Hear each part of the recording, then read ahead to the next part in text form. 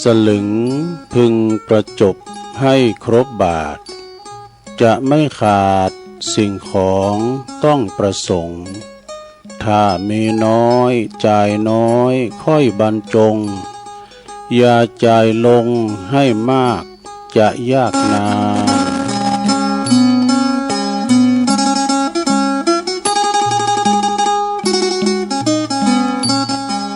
ก็ขอ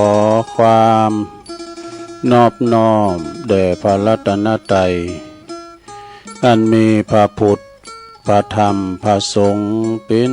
สรณะที่พึ่งขอกราบแนบไต่ไหวสาถวายความเคารพมายังครูบาอาจารย์พระมหาเถรานุเถระท่านเจ้าคณะพระสังฆาธิการพระภิกษุสามเณรเจ้าจุโตนจุองค์กุวัดวาอารามพร้อมตึงสำนักติภักสงฆ์ตัวก็ขอเจริญปอนเจริญปอนมายังบรรดาปออกไม่ออกศรัทธาท่านสาธุชนนักศีลนักบุญคุณดีต่างหลายน่าบ่ว่าจะเป็นปอหลงแม่หลงปอลุงแม่ป่าตั้งปีป่าหน้าเอาอาศรัทธาตีนจ้องห้องวัดเท่าแก่หนุ่มกำใจยิงต่างหลายเวลาบ่ายมาสักบ่าย15 นาฬิกาพอประมาณเนาะบ่าย3 โมงก็ม้วนคืนมาฟังรายการสารธรรมยามบ่ายย่ำแรงเนอะซึ่งวันนี้เป็นวันจันทร์ก็รับผิดชอบดำเนินรายการโดยต้นตัวแห่งอาตมาภาพเก่ากระผมตุลุงนันชัยวัฒนาคเสโนแห่งวัดพระธาตุดอยน้อยตำบลดอยหล่ออำเภอดอยหล่อจังหวัดเชียงใหม่มาปบมาปะกันในยามบ่ายๆอย่างนี้เนาะโอ้วันนี้นี่อากาศโปร่งใสแดดแสล่เนื้อตังดอยน้อยดอยหล่อนี่นะวันนี้โซล่าเซลล์หับติ่มๆกันเนาะไฟฉะนั้นก็เวลาบ่ายมาวันนี้เป็นวันจันทร์ก็เดือน12ขึ้นมานี่แล้วก็2 ค่ำแล้วก็เนาะฉะนั้นก็ศรัทธาญาติโยมบางท่านบางคนนั้นก็ไปเยอะการทำงานนะเมื่อแรงเมื่อบ่ายบัดได้ยินเนาะ ก็จะไม่ก็สวอย่างเฮาเนี่ยลงเนาะได้ไปไหนก็ฟังแก่งอมแก่เงากันไปเด้อฟังกันไปตัวลุงก็คุ้นคว้าหาสิ่งละอันพันละน้อยเอาธรรมะหรือว่าเอาธรรมะบรรยายของก้านำเสนอศรัทธาญาติโยมทั้งหลายพอเวลามันมีหนักมีหลาย2 ชั่วโมงติ่มๆเนี่ยนะศรัทธาเนาะบางทีนี่ก็เอาโต๊ะจอยเขาจอยพองไอ้นะได้ย่างหายใจจิบน้ำไปพองไอ้กะศรัทธาสดพองแห้งพองก็สูญอันกันไปเนาะศรัทธาเนาะก็ว่ากันศรัทธาวันนี้มาปะกันก็ตรงกับวันจันทร์ที่25แล้วดูเนี่ยว่าเนี่ยวันนี้วันที่25ของเดือนสิงหาคม2568มาปะกันแล้วก็ขอเอ่ยปะตั้งคืนสถานีเนี่ยกาที่เปิ้นมีบุญต่อโสตประสาทหูเฮากันมีเปิ้นเฮาก็ได้ยินสักน้อยแล้วศรัทธาเนาะวิทยุในเครือข่ายที่เปิดหับสัญญาณรายการธรรมะส่งเวลาตั้งแต่15 ถึง 17 นาฬิกาคือบ่าย3 ถึง 5 โมงขอบคุณสถานีวิทยุคณะสงฆ์เนออำเภอฝางตั้งอยู่ที่พระบาทอุดมนำบ่อเศร้าวาเนอ FM 100.25 เมกะเฮิรตซ์พี่น้องตั้งเมืองฝางไม่อายใส่ปากการเนาะฟังกันหมากโป่งหลงหลายขอบคุณสถานีวิทยุคืนพระพุทธศาสนาการศึกษาและวัฒนธรรมของวัดไฟหินเนอร์ FM 104.50 เมกะเฮิรตซ์อันนี้ก็องค์คาลงในเมืองก็ฟังกันทั่วครอบคลุมกันหมดนะขอบคุณสถานีวิทยุมนต์เสียงธรรมวัดบุผารามเนออำเภอแม่แจ่ม FM 106.25 เมกะเฮิรตซ์แม่แจ่มก็ฟังกันหลายเนอเปิ้นบ่โทรบ่ได้แล้วก็ขอบคุณสถานีวิทยุคืนนะ วิทยาลัยสงฆ์นครลำปางนี่มจรลำปางพี่เด้อวัดบุญญาวาสวิหาร FM 106.50 เมกะเฮิรตซ์พี่น้องลำปางเขลังนครฟังกันหลายอยู่และสถานีวิทยุวัดหนองกายด้วยเด้ออำเภอแม่แตงนะอันนี้ก็คือเป็นสถานีที่เปิ้นหับสัญญาณภาคตอนแรงตอนบ่ายวันนี้เนาะสถานญาติโยมทั้งหลายก็ต้องขอขอบคุณทางเจ้าหน้าที่ดีเจที่เปิ้นก็กล้องสัญญาณไปกันมีเปิ้นก็บ่ได้ยินสักน้อยเพราะว่าเปิ้นจะต้องเสริมสัญญาณอย่างตุลุงเปิดสถานีเนี่ยปุ๊บไอ้น้องก็เสริมสัญญาณไปที่วัดปากตั้งเจริญปฏิเจเปิ่นก็เสริมสัญญาณก็เป็นโหดจ่ายไปตามแต่ละตีแต่ละคืนตีประกาศไปเนี่ยนะเพราะว่าส่งตอนบ่ายนี่ก็สถานีที่เปิ้นรับผิดชอบก็มีหลายตอมแรงคำขึ้นเจ้า ตอนเจ้าก้าไอ้น่ะเนาะตอนคืนสำนักนะแต่เดมาอีกก็ปออกปอใจแล้วซะนะเนาะเปิ้นฟังกันเมื่อตอนบ่ายนี่ก็ฟังกันหลายอยู่ฉะนั้นก็ต้องขอบคุณตั้งเจ้าหน้าที่ดีเจตีเปิ้นได้ลิงสัญญาณไปนะมีคำบักเก่าเปิ้นว่าหน้าที่ของเฮานั้นทำเหตุให้ดีที่สุดเท่าที่จะดีได้นะซะดาเพราะว่าทำเหตุให้ดีที่สุดเท่าใดส่วนผลที่จะได้รับเป็นเรื่องของเขาเนี่ยถ้าเฮาดำเนินชีวิตโดยมีการปล่อยวางเช่นนี้แล้วทุกก็บรรลุเราเฮาแน่นอนนะทุกว่าบรรลุเราเฮาแน่นอนเนี่ยสถาเนาะสร้างเหตุให้ดีให้เฮาได้ใจชีวิตอย่างนี้ให้ดีที่สุดเฮาก็ปล่อยวางปะมีอสังติมัจจะแน่นอนสักเท่าใดฉะนั้นก็อันนี้เป็นหนังสือธรรมะแถมข้อหนึ่งติดตามไปแถมข้อหนึ่งเนาะสัทธญาติโยมเปิ้นว่ากรรมโบราณตันมีคติเวลาไปที่ไหนก็ตามเปิ้นจะบ่ลืมบทนี้เนอะนะเหมือนกับหลวงปู่พระพรหมมงคลหลวงปู่ทองเปิ้นก็ถึงว่าเป็นประจำเนาะกรรมโบราณนี่เปิ้นถึงบัลละนะเพราะว่า1นิ่งได้2ทนได้3รอได้4จ้าได้แล้วก็5ดีได้ เนี่ยเปิ้นว่าเหินนิ่งก็คือนิ่มอยู่ที่ไหนก็นิ่มอยู่เหมือนว่าเฮาไปฟังฟังธรรมที่วัดนะบางคนบัดนิ่มเนี่ยจิจู่ๆกันอู่กันแต่บางคนเปิ้นนางนิ่มสงบสติอารมณ์ปล่อยกระแสสมองตามไปตามกระแสธรรมนี่น่ะนิ่งได้หรือว่าเปิ้นนั่งอยู่ผู้คนจ่อแจเฮานิ่งมันได้ไปต่อปากต่อกำกับเปิ้นไอ้น่ะเนาะนิ่งได้2นี่ทนได้ทนสุขทุกสภาวะทนได้กูสิ่งกูยังขันติคือความอดทนได้ต่อกรรมเหยียดหยามนินทาต่อกรรมหยังต่างๆเปิ้นเหยียดหยามเฮากามสังกาเราหนาชาควานเฮาทนได้แล้วก็ทนความหนาวทนความร้อนทนความต่างๆเนาะบ่ว่าจะเป็นสภาวะต่างใดก็ตามก็ทนได้ทนทุกข์ในการละกรรมลำบากทนการงานเนาะการนักการเบาก็ทนอันนี้ทนได้นะ3รอได้แต่ท่าความรอเนี่ยมันความทรมานคือการรอคอยถ้าเฮาท่าภายในตุลุงนี่ก็จะไปหันไปนี่ว่าเกมโตเน้อน่ะตึงเกมโตได้แต่ไผจะมานั่งท่านอนท่าได้มีมันขี้เกรงใจบ่น่ะคันเฮาไปท่าเพิ่นนี่มันเป็นหยังน่ะก็เวลาเพิ่นมาท่าเฮานี่มันถึงบ่โมนถึงไปไหนถึงเกมพร้อมอย่างน้อยนะถ้าเฮาจะไปที่หันที่นี่เพิ่นว่าเกมเน้อรถจะไปครับเวลานาไอ้น่ะตกปาดลาสะดองไว้ท่าล่ะนะรอได้4จ้าได้นะจะไปโวยนะให้จ้าได้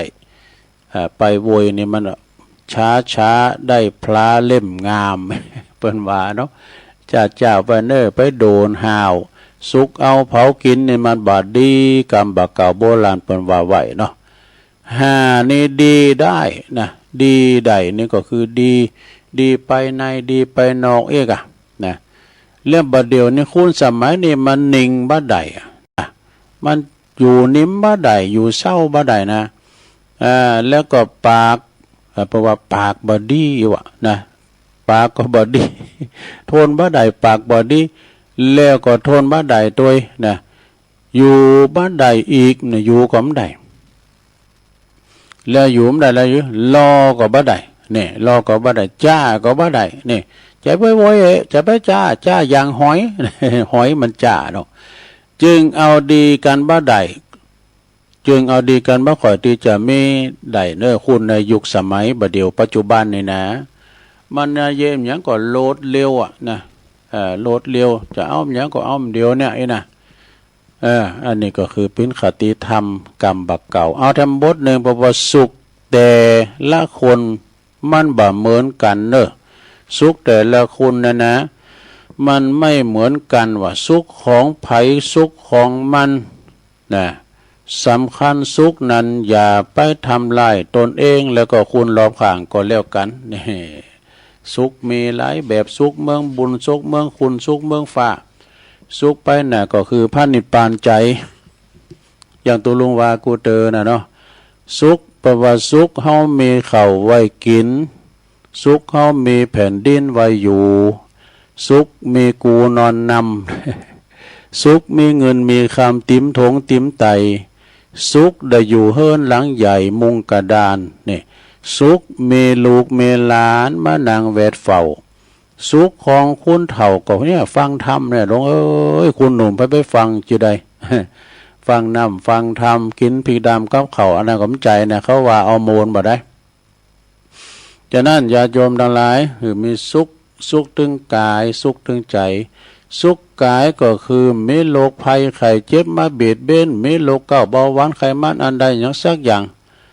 ก็คือสุขกายมีพละกำลังมีสุขภาพพลานามัยสมบูรณ์แข็งแรงอันนี้คือสุขกายสุขใจก็ปราศจากความโลภความโกรธความหลงตัณหาสามเหงาบ่ครอบงำเนาะปล่อยว่างสดาสุขมีหลายแบบสุขกายสุขใจกามอูที่ใจอารมณ์ นะกามอูที่เฮาใจอารมณ์มักจะทำลายคนอู่เฮาเนี่ยเฮาอู่เฮาเดินถึงไผนะมันจะมาทำลายเฮาก็มากินแหนงได้ด่ามันแต่เนอน่ะกันเฮาใจอารมณ์ไว้น่ะซะเนาะแม้แต่สัตว์ลิสานเนี่ยโดยซะอย่างสุนัขะเนี่ยนะกูเตอเฮาก็เอาอกเอาใจเอาเกือเข้ามาสุมาได้อุ่นนอกเรื่องหน่อยเนาะหมามันมีหลายตัวที่เฮาก็ฮักกูตัวนะเอาเข้าแบ่งเข้ากับมันกินแล้วตัวใหญ่เนี่ยมันเฮาโปรดป้านมันลำบากจ้ะมาลูกินตัวน้อยแล้วก็มาโคบตัวเนี้ยโคตรแป้กับสุมาเดี๋ยวตีนขนางไปกำปวดท้องมันธนกีดนะมันห้องออกไปนะห้องออกไปแล้วก็เลี้ยวพอเป็นก้ามนะถ้ามันบอสว่าถ้ามันบอสใจดูนะห้องไปเงี้ยไปแล้วเลี้ยวพอเข้าเป็นก้ามก็มากินแหนงเด็ดเตะมาเหตุแต่เนอะกูเตือนนี่รู้ผัวเขาจะดีเดี๋ยวนี้เตะเรียกว่าอย่าอสุนัขะเนี่ยเนี่ยเพราะว่านะอย่าทำลายตัวเองและผู้ตัวอื่นด้วยคนอื่นด้วยกรรมปูติใจอารมณ์มักจะทำลายคุณอู่เนี่ยนะก่อนและนั่นและก็ทำลายคุณฟังในทันทีนี่จงใจสติก่อนที่จะอู่เสมอนี่กรรมอู่นี่นะสัทธาญาโยมการหาอู่บ่อู่เตอเนาะกรรมความลับของคนอื่นไว้มันเฮาเป็นนายมันอยู่หรอกการเฮาบ่อู่เตอนี่นะกรรมนี้สิติสินนินทาเนี่ยการทำไปอู่ไปแล้วเอาละมันเป็นนายเฮาละไปโอ้โหไปได้เนอะดักว่าเลยน่ะก็เวลาเปิ้นอู่แพงพายไปได้ว่าไต่โซนอ่ะฮู้มาจากไหนเนี่ยฮู้มาจากเดี๋ยวไต่โซนมาถึงเฮาแล้วเอาละสานโยงแล้วก็ได้กำอู่นี่ก็หอมอู่เตยนะเฮาเป็นนายมันการเอาอู่ไปแล้วมันเป็นนายเฮาเอกนะเอาเรื่องเข้าใจผิดด้วยกันเนาะเข้าใจผิดว่าเข้าวัดใจสงบที่ถูกนั่นก็คือเข้าวัดอยู่ในใจสงบนี่ อันนี้ก็เคยว่าแล้วนะเอามาทวนกรรมเนาะสถานเนาะมาทวนกรรมไปกรรมหนึ่งก่อนก็เดี๋ยวจะเราเดิน12เปิ่นปล่อยเพจปล่อยผีก่อนเข้าใจผิดว่าทำดีต้องได้ดีทำบุญต้องได้บุญที่ถูกก็คือทำดีบ่ได้อาหยังวะได้แค่ละกิเลสทำบุญก็ได้แก่ใจสบายใจวะอันนี้เพิ่นทำเพิ่นมีข้อผิดข้อถูกโธ่ลุมตังขึ้นโพดแปรหลังเว้ยอย่าหอมแสลงเนี่ยก็เดียวกันเด้อ เข้าใจผิดว่าเนี่ยดีกับไผคุณนั้นต้องดีตอบที่ถูกก็คือเฮาดีหน้าที่เนี่ยเฮามีหน้าที่ดีไผจะดีกับเฮาบ่ดีกับเฮาบ่ใจเรื่องของเขาของเฮา มันเป็นอย่างนี้เนาะศรัทธาไผจะดีกว่าตามดีกว่าตามเฮาดีกับเฮาเนี่ยแฮมบทหนึ่งนี่เปิ้นก็ว่าเข้าใจผิดว่าอันยังกับไผต้องได้กับคืนอันนี้หวังผลโน่นที่ถูกก็คือการให้คือยินดีเสียสละเด้อบ่หวังผลตอบแทนอย่างสักอย่างนะมันจะว่าอย่างการเมืองนะหาเสียงนะบ่ใจนะเอาอย่างหือแล้วก็คือว่าบ่ได้ยังว่าหวังผลตอบแทนอันใดสักอย่างเด้อเนาะศรัทธาเนาะเหมือนกับพ่อแม่เลี้ยงลูกเนี่ยจะว่าโอ้ถ้ามันใหญ่หน้ากาบ้านมามันจะมาโจยเฮากาอย่างกามันก็มใจชอบเดิมมันก็ออตนาเปลี่ยนไปอย่างลูกศิษย์ลูกหาก็เหมือนกันนะนะครูบาหลวงบอกว่าอุ่นใจว่าให้หน่อยมันซิกห้ำทำผ่าไปมันจะมาสูงปิ้นโตกามันจะมาเขาวัดมาสูงเขาจ้างหานกาปวดตัวกันคือจะไอ้ในลีนซ้อเหงือกมหากำมลกันเนาะเจ้าคุณศรีธรรมนิเทศกับเปิ้นมาตีที่พระบาทตากผามก้อนเมื่อละเทพปุ่นนะลิ้นสองเงือกเด้อนี่แล้วแถมบทหนึ่งเนาะซะนะแล้วขาดหวังบ่ใจการอ่างบุญคุณบ่ได้นี่แล้วเข้าใจผิดแก่แล้วทำอันหยังก็ได้ที่ถูกนั่นก็คือแก่แล้วต้องยิงสำนึกทำชั่วไม่ได้เวลาเหลือน้อยนี่ทำบุญติดๆนะลงเนาะแป้งข้าวปกข้าวห่อไว้ต่างหน้าซอแคซอไตส่งตั้งไปต่างหน้าซอปลาไทยยังแล้วทำบดเองเข้าใจผิดนี่เข้าใจผิดว่าต้องทำเพื่อความมั่นคงของชีวิตในภายภาคหน้าเนี่ยที่ถูกก็คือความมั่นคงบ่มีในโลกตายได้ทุกเมื่อเนี่ยตายได้ทุกมือเนอะศรัทธาญาติโยมทั้งหลายแถมบทหนึ่งเปิ้นก็บอกว่าเข้าใจผิดว่าความต้องการของตัวเองสำคัญที่สุดเราสำคัญที่สุดเนี่ยที่ถูกก็คือบ่มีความต้องการนั่นแหละสำคัญที่สุดบ่มีเฮาต่างหากสำคัญที่สุดนี่ไปกุญอย่างได้บางทีมันก็อธิบายอยากทำสองใบมันได้เข้าใจผิดคิดว่าความสบายเลิกได้นะที่ถูกก็คือเกิดมาก็ตุกแล้วมันเลิกบ่ได้บ่มีไผสบายตลอดชาติเด้อนี่แต่ก็น้อมมีไผสบายตลอดชาติแล้วทำบทนึงเข้าใจผิดว่าสิ่งของคุณของคุณของเฮาตัวตนของเฮาต้องยึดไว้รักษาไว้ที่ถูกนั่นก็คือบ่มีอันหยังหรือไผ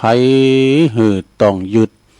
ต้องรักษาทุกอย่างบัจจัยของเฮาเป็นอนิจจังทุกขังอนัตตาในที่สุดแล้วก็บ่มีตัวตนแล้ว จะได้เนาะแต่ไปยึดมันถือมันอันนี้ก็เป็นของกูน่ะเวลาเฮาลุ่มหายใจจากไปมันได้ยังไปสักอย่างเพียงแต่ว่าได้บุญได้กุศลเนาะศรัทธาเนาะได้บุญได้กุศลไปจากนั้นแล้วก็เดี๋ยวถ้าเราเลิงอันนี้สักน้อยศรัทธาเนาะไก่แล้วเนี่ยเดิน12ออกมาแล้วเนี่ยจะเราถึงเลิงเปิ้นปล่อยเพจปล่อยผีก้าเนาะประตูหมอนโฮไข่ได้เมื่อเตียงคืนวันนั้นแล้วเนาะจะยมพยาบาลเปิ้นปล่อยมาแล้วศรัทธาลูกหลานก็ทดสอบขอสออันยังมาตาอันโคเข่าว่าถึงปองถึงแม่กันเด้อ อันนี้แปลว่าเดินแห่งความกตัญญูนะเดินแห่งความที่ว่าจะได้ทานเดินอื่นทานกระตุก็ทานเหมือนกันนั่นแล้วก็คือเดิน12เนี่ยมันเข้มข้นขึ้นมาแถมเนี่ยนะสะท่าลองฟังพอนะสะท่าเนาะเดือน12ออกมานี่จ่ายโยมพิบาลเปิ่นก็ปล่อยเพศปล่อยผีนี่ตามมันหนแห่งถ้ำเปตพลีเนาะที่เฮาฟังครูบาอาจารย์ที่เปิ้นเทศนาฟังที่เปิ้นได้เทศนำเทศธรรมหือไปหือฟังคูณเฮาเมื่อตายหลงรับดับขันไปแล้วปิ้นปอปิ้นแม่ถึงว่าเดือน12เปิ้นก็จะต้านโกเข่าโกน้ำเพราะว่าก็ยังมาต้านกับเดือน12ว่าเดือนอื่นบ่ต้านก็ต้านได้ตลอดปีตลอดแรงเด้อแต่ว่าเดือน12เนี่ยมันก็จะเข้มข้นมาแถมหน่อยนึงนะมันจะเป็นฤดูประเพณีเปิ้นเนี่ยเนาะตานสลากหักไม้กาตานสังกาตานตุ่นเงินกาส่วนหนึ่งเปิ้นก็จักอุทิศแผ่กุศลนะบุญไปหาปู่ย่าตาโทษปู่ย่าตายายนะบรรพชนบรรพบุรุษเฮาที่เปิ้นล้มหายตายจากเปิ้นได้เฮาได้เต้นเข้าเต้นของมรดกตกทอดปินไหนาป่าตั้งเลิกโซนไรนาบ้านจองฮอเฮินเนาะเฮาได้สืบได้เต้นเปิ้นก่อนนะว่าเฮาเนี่ยจะต้องเป็นคุณกตัญญูตานโกเข่าโกน้ำเวลาว่าเฮาตานแล้วเปิ้นก็จะได้เสวยกับกายไปเป็นเทพบุตรเทวดาอย่างนั้นเนาะตามในธรรมเปตพลีน่ะเวลาเปิ้นมาแล้วเปิ้นจะสอหาลูกหาหลานนี่เพศพ่อเพศแม่ก็ได้สอหาลูกหลานที่ตายไปก่อนก็สอหาพ่อหาแม่หาของกินของทานต่างพ่อหลวงแม่หลวงก็สอหาลูกหลานเนี่ยนะเพศสามีกาก็ไปสอหาภรรยาเมียเก่าเพศเมียเก่าก็ไปสอหาสามีกาเนี่ยเพราะมันศูนย์อ่านกันเนาะเปิ้นก็ไปสอหาของกินของทานเข้าเพราะในโบสถ์วิหารโบสถ์โสดเปิ้นว่าในธรรมเปิ้นว่าเนาะที่ว่าผีเข้าวัดมันได้ตานก็เข้าก็ไปตานนอกวัดมันตายบ่ดีบ่ดักนะตุนี่นะอย่างตูลุงในสัมภาษณ์ก็บ่ตานนอกวัดเนี่ยบ่เตียวลุงพวกลุงดอยพวกนี้พูดตีนขึ้นได้นาพวกกันตัวเตียวขึ้นมาได้พุทโธ200 กว่า4ก็ได้นะขึ้นได้นาก็ฉะนั้นก็ตานที่ไหนก็ได้ครูบาอาจารย์เปิ้นถึงว่าเนาะเปิ้นถึงว่าแล้วก็มีก่อนยังมีวิทยุใหม่ๆเฮาฟังกันใหม่ๆเนาะเอาก่อนนี่เจ้าทั้งภาคเหนือเฮานี่นะบ้านนอกบ้านนาเฮาเนี่ยเปิ้นตานโกเข้าตานมนแรงนู่นซะนะว่าวัน14ค่ำซุมพุกวันศีลเนาะพวกนี้จะเป็นวันเดือน12ปิ้งก้านะเพิ่นจะไปตานแรงล่ะเพิ่นเฮ็ดตานต้นแรงพิดว่าเพิ่นจะต้านของที่มันอุ่นๆร้อนๆอยู่ห่อหนึ่งสุกใหม่อยู่นะเอาเข่าครูบาอาจารย์นักปราชญ์บัณฑิตเพิ่นมาออกรายการก็บ่สมควรที่จะต้านกูเข่าตอนตะวันบ่ายจ่ายเด้อนะตามพินัยเพิ่นก็ว่าอันการแพ้ว่าบ้านได้คุ้นขอบคงโคไปตานตอนแรกเนี่ยก็สะหน้าตุลงรกเก่าเพิ่นว่าอีนี่เอาเก่าก็มีความหู้เนาะครูบาอาจารย์เปิดก็มาออกรายการเปิดก็ตุลุงก็ได้ฟังก็เปิดนะก็ได้ฟังได้ยินก็เปิดเฮาก็ไปตานกันในตอนเจ้าอย่างกะศรัทธาเนาะอันนี้ก็เกี่ยวกับการกินการตานปิ้นปัญหาอมตะนะแต่ก่อนอ่อนมาที่เปิ้นเราสู่จูกันฟังว่าตานขันเข่านอกวัดนอกว่าเนี่ยวัดป้านี่ผีเขามใดก็หาเข่าใดก็ในธรรมมรสะหาแถวลงโบสถ์โปสถวิหารปุ่นโมดก็จบไปเอาทำเลืองหนึ่งนะสัตว์เอาทำเลืองหนึ่งอันนี้มันจะมาในธรรมมหาวินบากะเนี่ยลองฟังก่อนนะลงเด้ออันนี้ก็เน็ตอยู่เหมือนกันนะเป็นธรรมเป็นนิทานนี่กะนิทานในธรรมนะ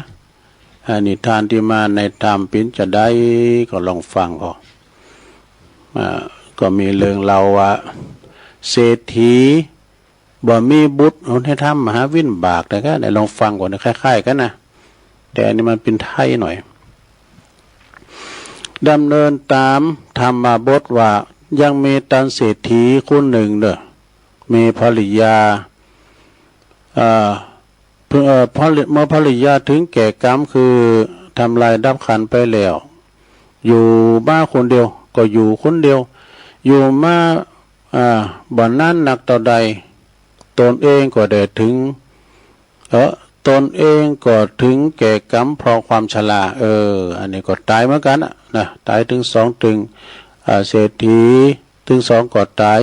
กติกาเนาะเพิ่นก็มีว่าอันนี้เนี่ยเป็นอย่างอันเด็กตายเปิ้นตายถึง2พ่อแม่เศรษฐีนะกติกาเปิ้นตั้งไว้สมัยเดิมอ่อนก่อนนั้นเปิ้นบอกว่าถ้าว่าเป็นเศรษฐีก็ดีมหาเศรษฐีก็ดีที่เปิ้นล้มหายตายจากไปแล้วบ่มีบุตรมีลูกหลานมีจยคกูลเปิ้นถึงแก่กรรมไปแล้วเนาะทรัพย์สมบัติของท่านเศรษฐีทั้งหมดก็ต้องตกเป็นของพระราชาตกเป็นของหลวงหมด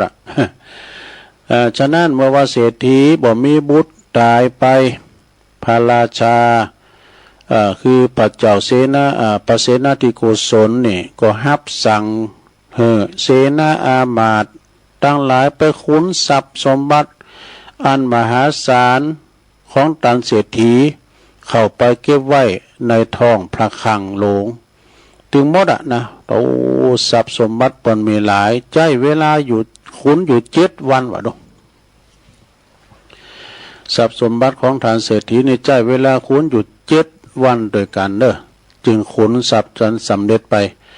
พระราชาหรือว่าพระเจ้าปเสนาธิโกศลก็เสด็จเข้าไป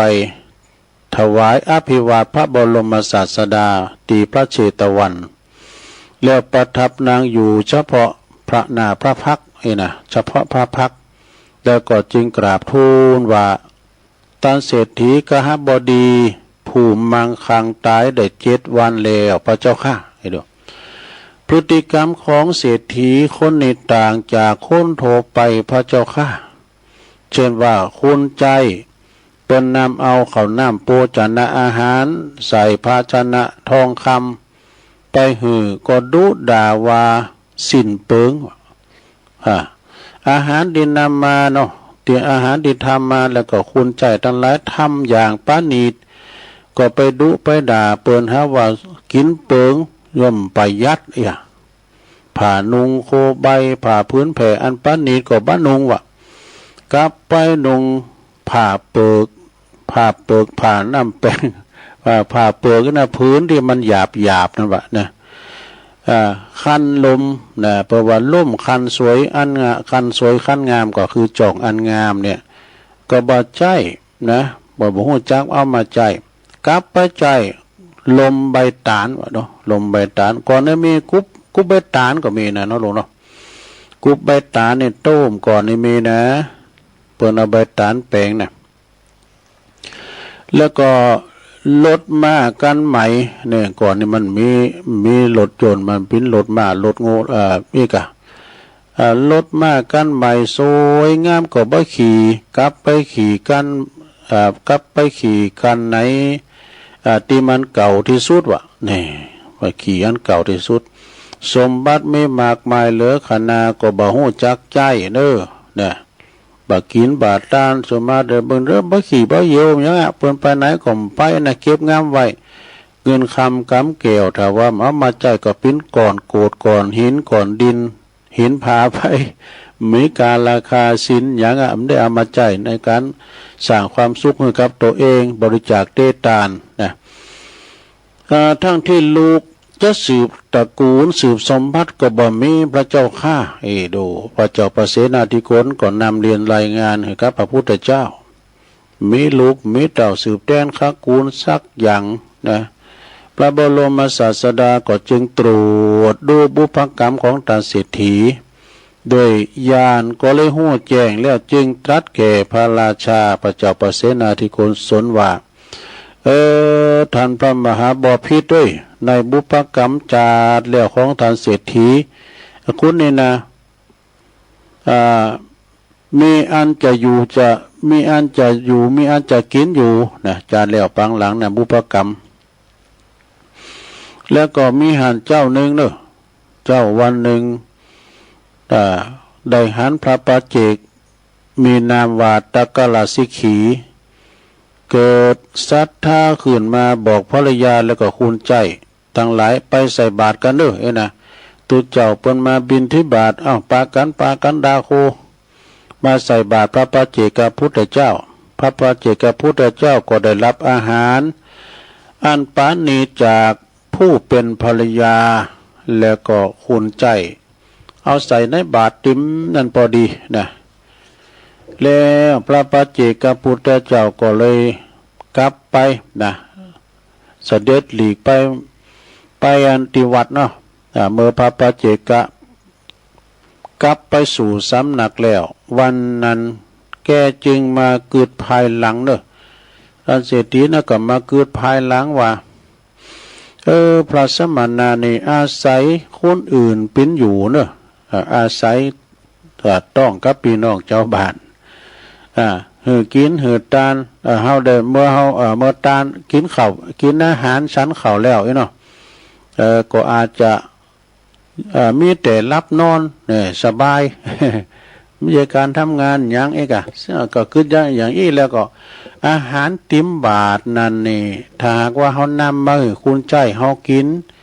อาจจะทุนรายได้เนี่ยทุนรายได้ในครอบครัวไปบ่น้อยเลยทีเดียวแล้วก็จากนั้นเศรษฐีคนนั้นบ่มีบุตรบ่มีลูกนี่ก็โดยเหตุว่าพอดีปีอ้ายใต้โหของเปิ้นได้ถึงแก่กรรมไปวะก็เลยเอาลูกของปีอ้ายนั่นนะเป็นลูกชายของปีอ้ายนะเอามาเลี้ยงเป็นบุตรบุญธรรมวะในระหว่างนั้นหลานมันก็อายุใหญ่มาพองแล้วมันจำความได้ดูอายุ5 ขวบ6 ขวบนั้นจำได้สิ่งต่างๆของปอของเปิ้นได้มันก็จึงกล่าวว่าโง่ปู่ขาวล่ะปูนี่ก็เป็นโง่กูเนาะกระบือหรือว่าควายอันนี้ก็เป็นของอีปอเนี่ยมันจำได้ดูให้หน้าแป้งนี้ก็เป็นของอีปอเนาะต้มหน่อยต้มเป็นของฉันหมดเลยแต่ว่านั่นรับพามไปได้เนาะผู้ปีนอ้าวหรือว่าผู้ปีนอ้านี่ก็ได้ยินดังนั้นแล้วก็ตกใจโหไอ้นี่เนาะมันสามารถกล่าวกำอย่างอี้เมื่อว่ามันมีวัยยะอันใหญ่ขึ้นมาแล้วมันจะทำอย่างอื่นทรัพย์สมบัติทั้งหลายของปอมันเนี่ยมันก็จะเอาไปหมดนะเฮาผู้เล่งหันจะบ่มีส่วนอันอย่างเลยมันจะเอาไปหมดแล้วครอบงำหมดแล้วโดยความโลภเนาะศรัทธาญาโยมความโลภนี่มันเข้าไผออกไผโลภะความอยากได้โกมันตกเป็นของคนอื่นโดยความโลภนั่นอันเป็นทำให้เศรษฐีน่ะก็หน้ามืดตาโมกหน้ามืดมาแล้วดอกจึงหลอกหลานหลานวันนี้เขาจะไปหาเห็ดนะชั่วเขาไปแพะไปไปถึงกลางป่าเลยบิดคอละอ่อนน้อยนั้นตายเห็ดที่ในป่าจ้าพีดิบปุ่นโดยมือของตนเองในป่าจ้าพีดิบไปหรือประวัติไปขาดทิ้งเห็ดในป่าจ้าพีดิบโดยมือของตนเองเมื่อเขาตายไปแล้วจากนั้นก็ไปตกนรกเนาะจือว่าโลลุวะนรกเนี่ยได้100,000 ปีวะดูซะไปอยู่ในเมืองนะ6นะโลลุวะนรกเลย100,000 ปีพ้นจากโลลุวะนรกแล้วก็จึงได้มาเกิดเป็นมหาเศรษฐีมาเกิดเป็นเศรษฐีในพระนครของพระองค์นะแม้ว่าพระองค์จะทรงกระทำความดีมีเหตุการรักษาศีลเจริญภาวนาขุนบุญกุศลคนบุญกุศลเข้าไปในพระวรกายก็ทำเป็นตัวอย่างสักเพียงใดก็ตามเศรษฐีก็บักกากระทำด้วยก็เพราะว่าบุพกรรมอันขาดหลานของตนก็เริ่มมีลูกจัดนี่ก็เริ่มมีลูกยังนำมาปกปิดบังกำบังความดีของเขาอยู่นะที่เขาได้ตำแหน่งเศรษฐีนั้นก็เพราะเขามีศรัทธา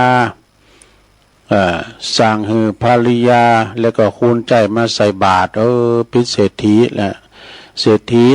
ในนามบ่ได้ จะกินก็โกผานจะต้านก็โกเสียง กินต้านเนี่ยก็ยอมเยาะแต่เศรษฐีตีนแมว ก็มีเขาก็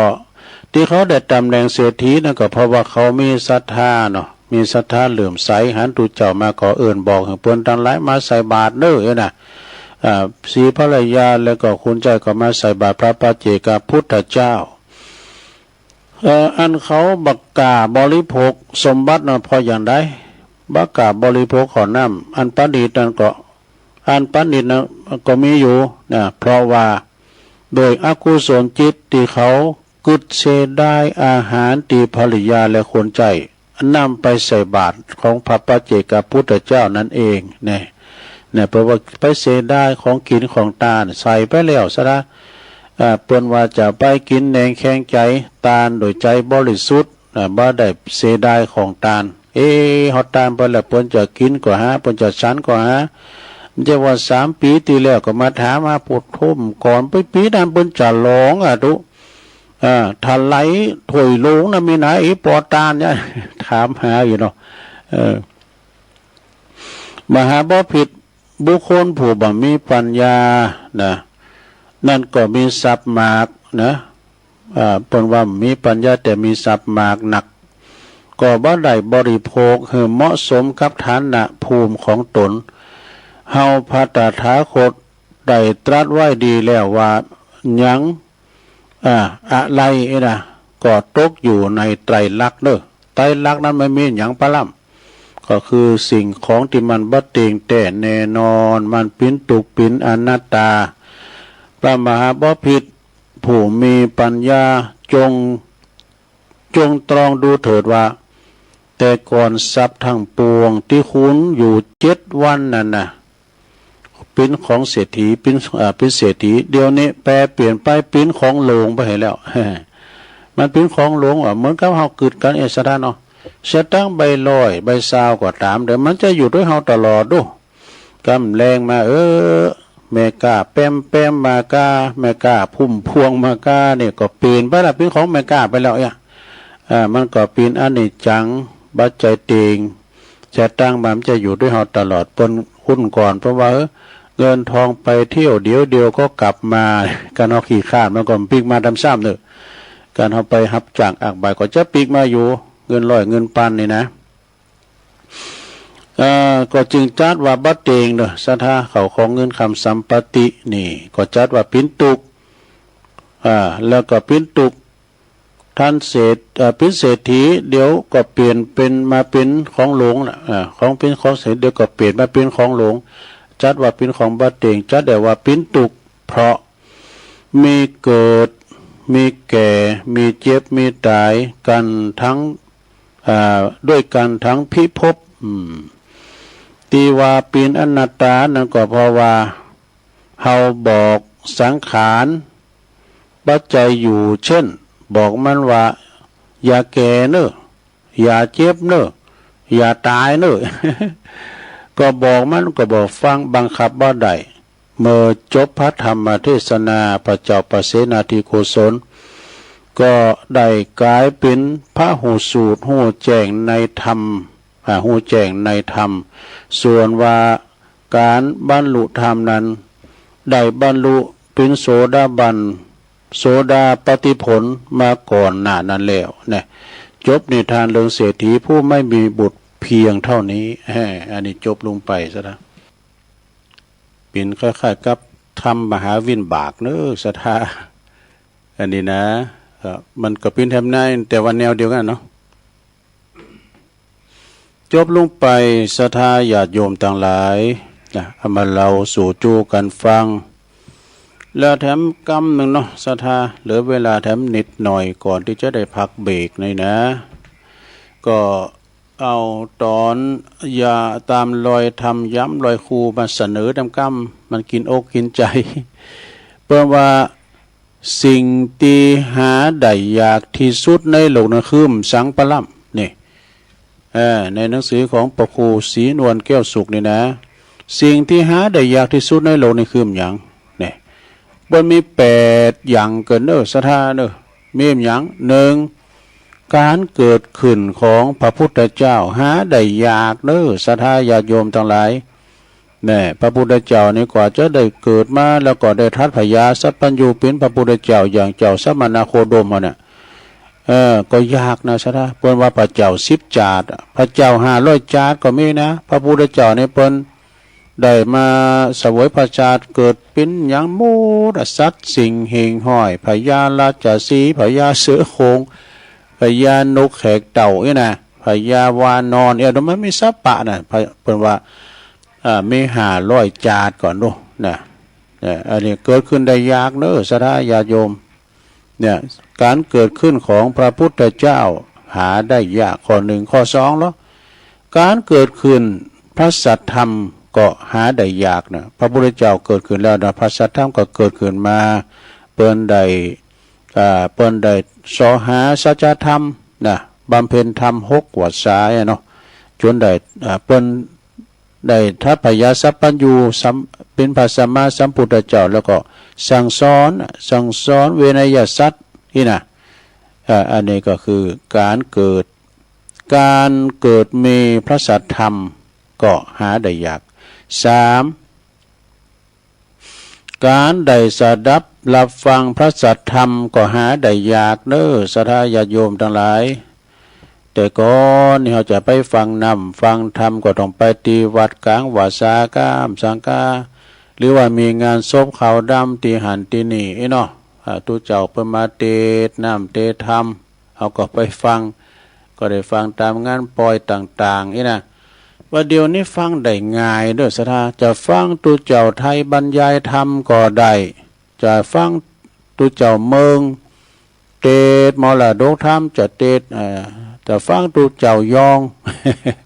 ตุเจ้าไตนะมีหมดศรัทธาญาติโยมพิมพ์เข้ามาใน YouTube YouTube เนาะจะมีหันหมดแล้วเดือนนี้ก็ฟังได้นะศรัทธาตุลุงวานนี่ก็ว่าธรรมนั่นนี่เสียงสดๆมาตัวปิ่นเนี่ยนี่ศรัทธามันเดี๋ยวนี้มันได้ง่ายไปหมดมันเทคโนโลยีนี่นะเนาะเดี๋ยวนี้ในโซเชียลนี่มันมาแหงเปิ้นแปลงได้หมดศรัทธาอย่างตุลุงเคยว่า AIS AI ได้ก็เพิ่นสามารถแปลงหูแปลงคุณที่ตายน่ะมาห้องเพลงใดสุรพลสมบัติเจริญเนี่ยเพิ่นแปลงมาห้องเพลงใดวะการแก้วสุพรรณกาสมยศทัศนพันธ์ว่าไวยพจน์เพชรสุพรรณห้องเพลงแม่ใน70,000ก็เพลงนี้เพลงเปิ้นนะแต่ว่าเปิ้นแปลงคุณห้องเขาก็จ้างแปลงให้แต่ดูเนี่ยเอาตัวเจ้าฟ้อนก็ได้เนี่ยซะนะเนี่ยมันแปลงได้หมดนะก็ตัวเจ้ามันยังฟ้อนเป็นว่ามันเจ็บแต่นะซะนะแต่ไปเจอง่ายเดี๋ยวต้องพี่ข่าวปลอมนะพาปลอมเปิ้นแปลงได้หมดนะ AI นี่นะ IA ก็ AIS เนาะIMF กันมันแปลงได้หมดเขายังมาเน็ตเบอร์ว่าอยู่ในหัวคุณสมองเขาเนี่ยนะอันนี้ก็จะไปเจอง่ายฟังง่ายเนี่ยข่าวแต่ข่าวปลอมเปิดมีเนอะซะได้เนอะการได้สดับฟังพระสัทธรรมก็หาได้ยากนะ4เนอะข้อที่4การรู้และปฏิบัติตามพระสัทธรรมก็ได้ยากเนาะซะได้เอาหูแล้วก็ไปปฏิบัติสัจธรรมนี่ก็หาได้ยากเอาข้อที่5ไปเลยการที่ได้เกิดมาเป็นมนุษย์นี่ก็หาได้ยากก็มาเข้าเก็บกับบาลีธรรมเปว่า กิจโฉมนุสสะปฏิลาโภ อันนี้ทุลุงว่ามันนะก็คือการเกิดมาเป็นมนุษย์นี่ยากเนอะศรัทธาญาติโยมทั้งหลายก่อนนี้พระหลวงนั้นเนี่ยอาคมเตจนาเนี่ยที่เพิ่นได้ลงรับขันเบิ่มก่อนเพิ่นจัดรายการบอกว่าคุณเอาจะเกิดมาเป็นคนบนว่าเปรตมันโง่ตัวหนึ่งโง่มี2เขาที่ได้เกิดมาเป็นคุณน่ะเต่ากับ2เขาโง่ดูแต่ถ้ามาเกิดมาเป็นสัตว์ตาลิสานสัตว์สิงหอยสัตว์นรกมสังกายนะเต่ากับคุณโง่ดูโอ้แสดงว่าเขาจะเกิดมาเป็นคุณในบุญแต่กระทำใจบุญแต่มันได้เกิดมาเป็นคุณนะสัตยาโยมทั้งหลายเกิดมาเป็นสัตว์เดรัจฉานสัตว์กรรมสังกายนะ4 เท่า3 เท่า3 เท่าเนี่ย2 เท่านะศรัทธาเนาะการเขาเกิดมาเป็นคนในบุญหนักบุญหลายเหตุแต่เนาะจากนั้นก็สั่งบุญบารมีกันไปศรัทธาเนาะ สร้างบุญเสวยบุญเก่าแล้วก็สร้างบุญใหม่ด้วยเอามาเสวยบุญเก่าแล้วก็มาสร้างบุญใหม่อ่ะนะมันก็บ่ได้ต้องสร้างไปแปลงตั้งเอาไปตั้งหน้าแถมต่อไปเป็นข้อที่6เนอะการได้พบและศึกษาพระสัทธรรมก็หาได้ยากเนี่ยเดี๋ยวนี้พอแล้วโอ้พัดไตรปิฎกในมีให้กูวัดก็เนาะปนมาตาเนี่ยนะมีไผพอมาเปิดอ่านพระไตรปิฎกนะ45 เล่มเนี่ยมีไผอนุสดามีไผนะพระไตรปาฏิโมกข์เนี่ยเนาะโตคนที่ตุนที่เป็นทรงปาฏิโมกข์เนี่ยไม่ใช่ธรรมดาเด้อศรัทธาประสบปาฏิโมกข์รับตาไปโลๆๆก่อนจะวาจานะวาโวยนะโตตัวลุงนั้นได้สักกำปากขนาดกุศลายังลืมเนี่ยกุศลธรรมะกุศลธรรมะธรรมะธรรมะกันว่าด้วยเพิ่นกฎใหม่ๆอันแต่นี่กับเพิ่นเหตุปัจจัยโยกันแหละเหตุปัจจัยโยปัจจัยโยได้กับปัจจัยโยบ่เดี๋ยวนี้ยังแคว้นหน่อยกับสวดมนต์แตนนี่นะสวดมนต์ตันนี่เนาะมันมีเม็ดด้วยผมจะหันปากเขานี่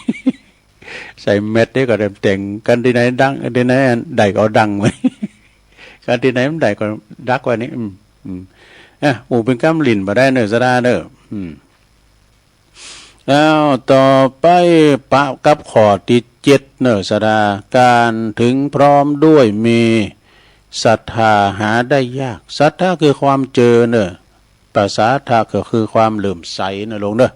มีความเจอมีความเหลื่อมใสในพระสัทธรรมคำสอนในพระรัตนตรัยมีพระพุทธพระธรรมพระสงฆ์เป็นสรณะที่พึ่งเนาะ8สุดท้ายการได้เคารพนับถือพระพุทธศาสนาก็หาได้ยาก เนี่ยศรัทธาญาโยมเนาะเอาเกิดมาเนี่ยครบถ้วนเอาองค์กะ32เนี่ยเป็นคู่ที่ว่ามีครบถ้วนองค์กะ32แล้วก็มาป้าใส่พระพุทธศาสนาอีน่ะได้มาอยู่กินอยู่ต้านเขาวัดเขาว่าเนี่ยเป็นบุญเตะเด้ออย่างตุลุงเคยว่าไปพอตั้งเมืองนอกเมืองนาน้ำโถมก็อุทกภัยไฟใหม่ปฐพีภัยแผ่นดินไหวอย่างเอาไปพอเมืองปากีสถานบัดเดี๋ยวนี้เปิ้นพุ่งเข้าไป400 ปลายน้ำโถมดู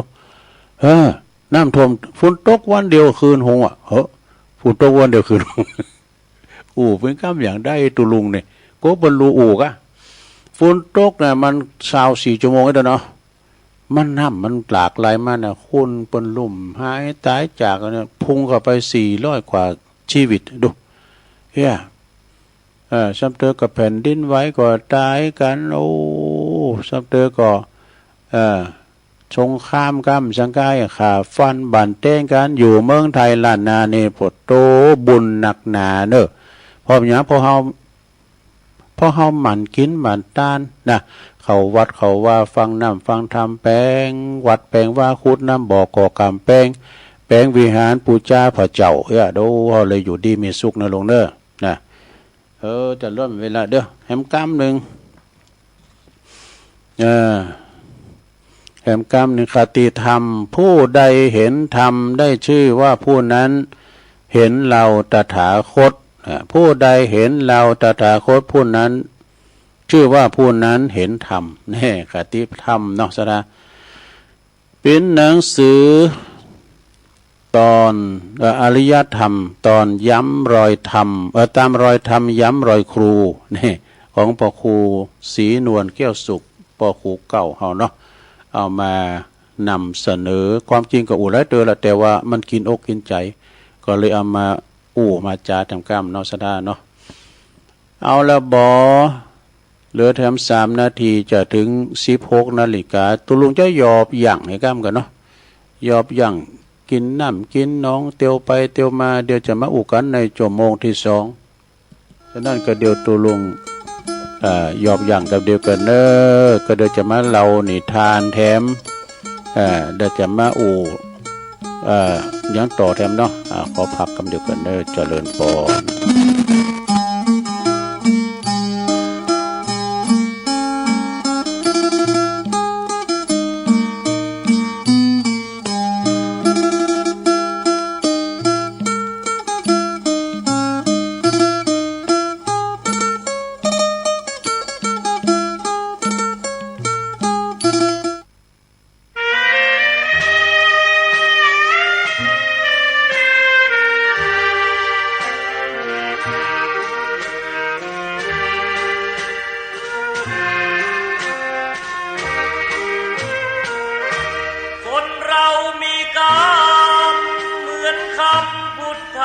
าสิทธิ์ว่าเกิดมาใช้นี้ชีวิตลิขิตไปตามบาปกรรมสร้างมาเกิดมาเป็นคนบ้างมีบ้างจนเป็นธรรมดาเหมือนเป็นสัญญาโลกเรานี้นาเปรียบโรงละครเกิดมาทุกคนไม่พ้นที่เชิงตะกอนเหลือตัวล่อนจอนที่หลับที่นอนเหมือนกันคือโลกคนเรามีกรรมต้องทำกุศลไว้บ้างเพื่อแบ่งเบาหนี้บาปตามล้างคิดสร้างแต่บุญเป็นทุนเชื่อมโยง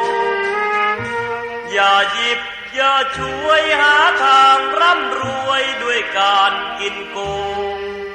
แม้นตายเข้าลงบาปกรรมเพราะโกงติดตามเรื่อยไปถึงเป็นเศรษฐีมั่งมีเงินทองเพียงใดหมดลมแล้วไม่อาจนำเงินไปได้เลยสักคนเวรกรรมตามทา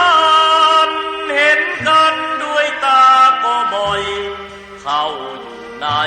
คุกไม่ใช่น้อยไม่ค่อยจดจำในความทุกข์ทนสวรรค์ในอกและมีนรกในดวงกมลขอเตือนทุกคนว่ามีหรือจนไม่เห็นสำคัญหมดลมหายใจแล้วไปนอนเรียงเคียงกันที่ป่าช้านั้น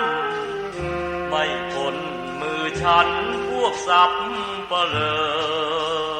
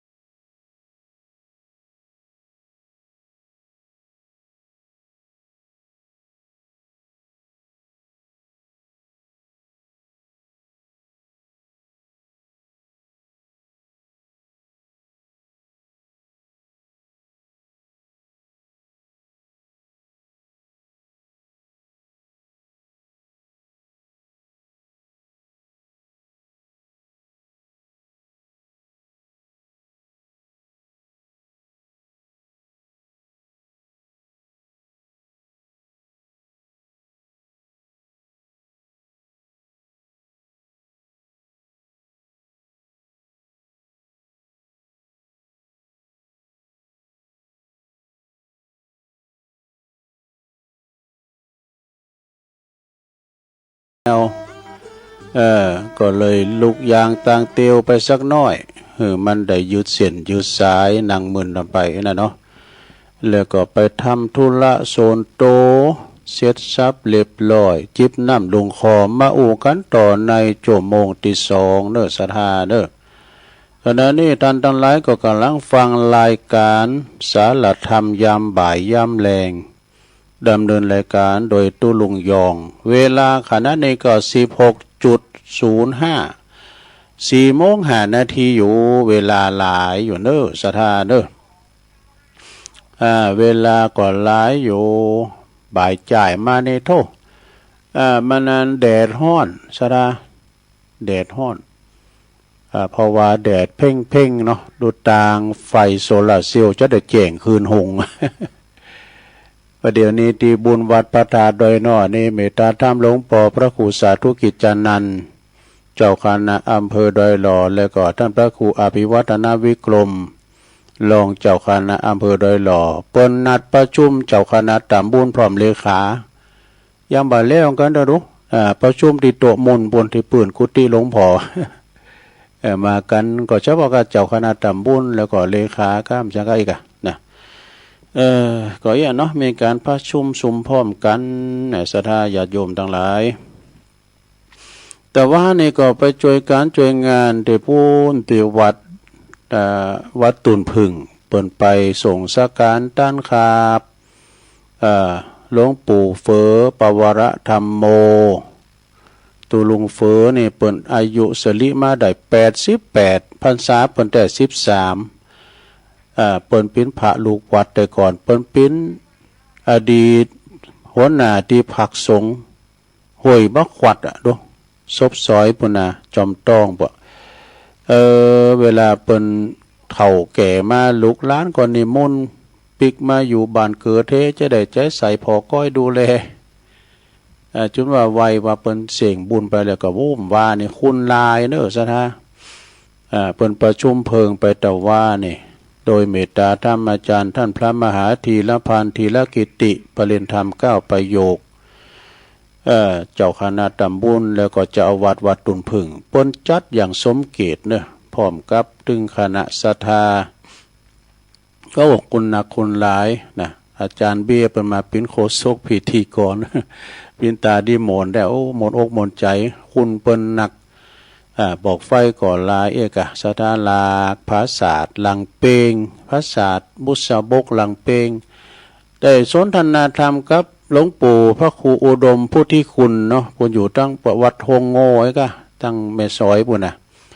เอาอย่างนี้ตัวหลวงบอกต้องไปนกฮัสดีลิงบทโต300,000 400,000พอแล้วพุทธทาสแล้วเปิ้นเอาธรรมดาเนี่ยบ่สิ้นเปลือง เปิ้นก็อู่ถูกของเปิ้นน่ะ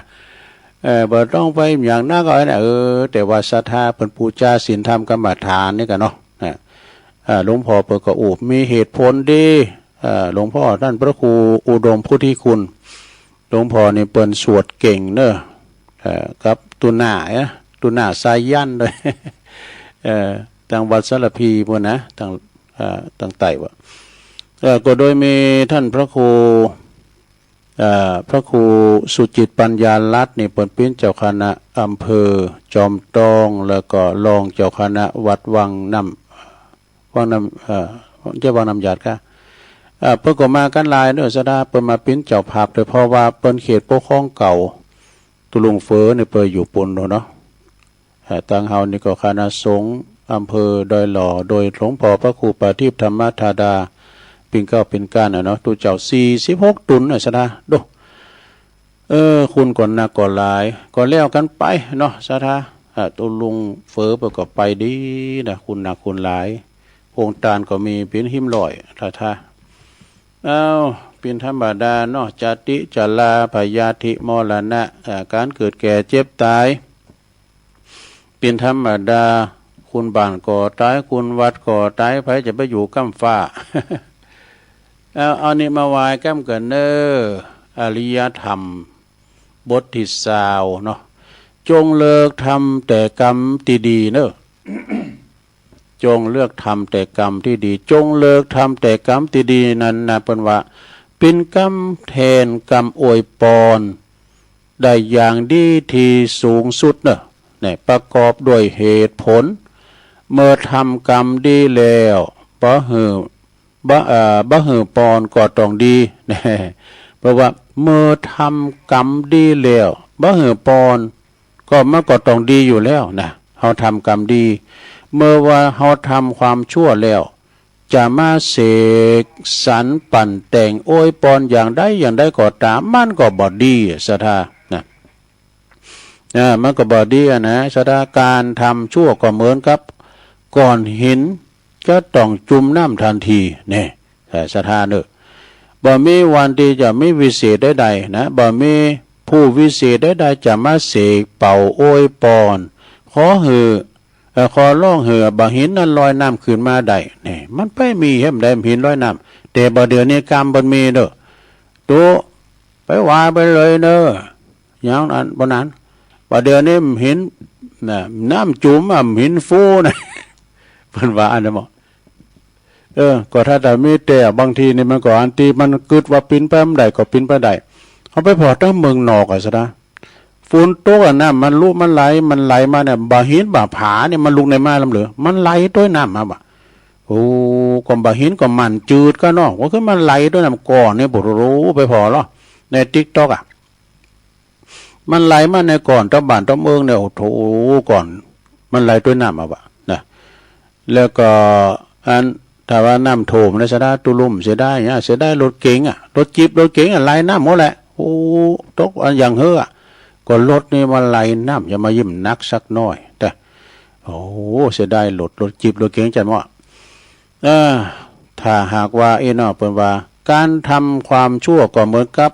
ก่อนหินที่จะต้องจุ่มน้ำทันทีบ่มีผู้ที่จะมีวิเศษใดๆที่จะมาเสกเป่าโอยปอนโอยโจกโอยใจคอร้องบ่หินนั้นฟูลอยน้ำขึ้นมาได้นี่ทำกรรมชั่วแล้วก็จะต้องจมลงปืนปนปี้จะจมลงปนปี้เสียราศีเกียรติคุณแล้วก็เสียชื่อเสียงด้วยว่านะเหมือนกับก่อนหินมันนักก็จะต้องจุ่มไปอยู่กับโคลนต้มใต้น้ำฉะนั้นนี่อย่าสดาอย่าโยมดอกแล้วประวัติทำดีก็เหมือนกับน้ำมันเบานะน้ำมันเบาทำดีเหมือนน้ำมันจะเบานี่เมื่อว่าเทลงน้ำนะยอมลอยปิ้นประกายมันปราบวะอยู่เนื้อน้ำแต่กันน้ำครับน้ำมันเนี่ยนะมันจะเข่ากันด้วยซะนะกันไผว่าเอาน้ำเติมหน่อยบ่ะเติมให้มันได้นะผสมน้ำมันจะเข่ากันนะน้ำมันกับน้ำจริงเนี่ยนะเมื่อกับบาปกับบุญเนี่ยมันเตียนกันบ่ได้นะมันควรรับฝ่ายด้วยทำกรรมดียอมเป็นสง่าราศีมีเกียรติคุณจือเสียงเปิ้นเคารพนับถือไปใดเปิ้นกราบเปิ้นไหวเนี่ยมีแต่คุณเคารพนับถือยกย่องปู่จ้าเถิดทูลเฟื่องฟูนะแปลว่าเฟื่องฟุ้งฟูลอยเหมือนกับน้ำมันเนี่ยคุณทำดีนะถึงจะมีศัตรูหมู่ไล่จงใจ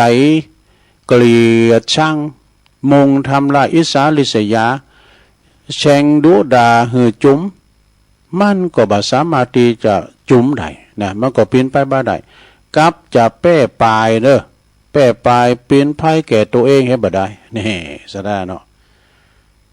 ก็เป็นความจริงอยู่เนาะถ้าเปิ้นดีเฮาบรรณาตัวใส่เปิ้นนั่นน่ะชาวเตยก็ความดีของเปิ้นน่ะสะท้อนใส่เฮาเป็นโตให้บ่ได้เด้อสะท่าฉะนั้นจงตั้งใจพยายามทำแต่กรรม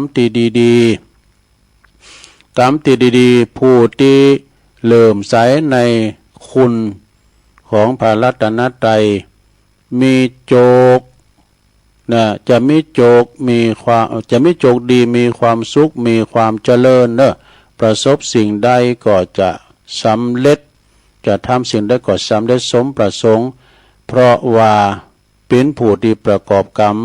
ทำแต่ความดีนั่นเองแน่ดูอันนี้ก็เป็นขอคิดขอทำเริ่มมาในหนังสือตอนตามรอยธรรมย้ำรอยครูของพระครูศรีนวลแก้วสุขเนี่ยเอามาเล่าสู่จูกันฟังขอบคุณพระครูเนอะ ก็ความจริงก่อนเรามาแต่ว่าเอามาเสริมแถมมันกินอกกินใจ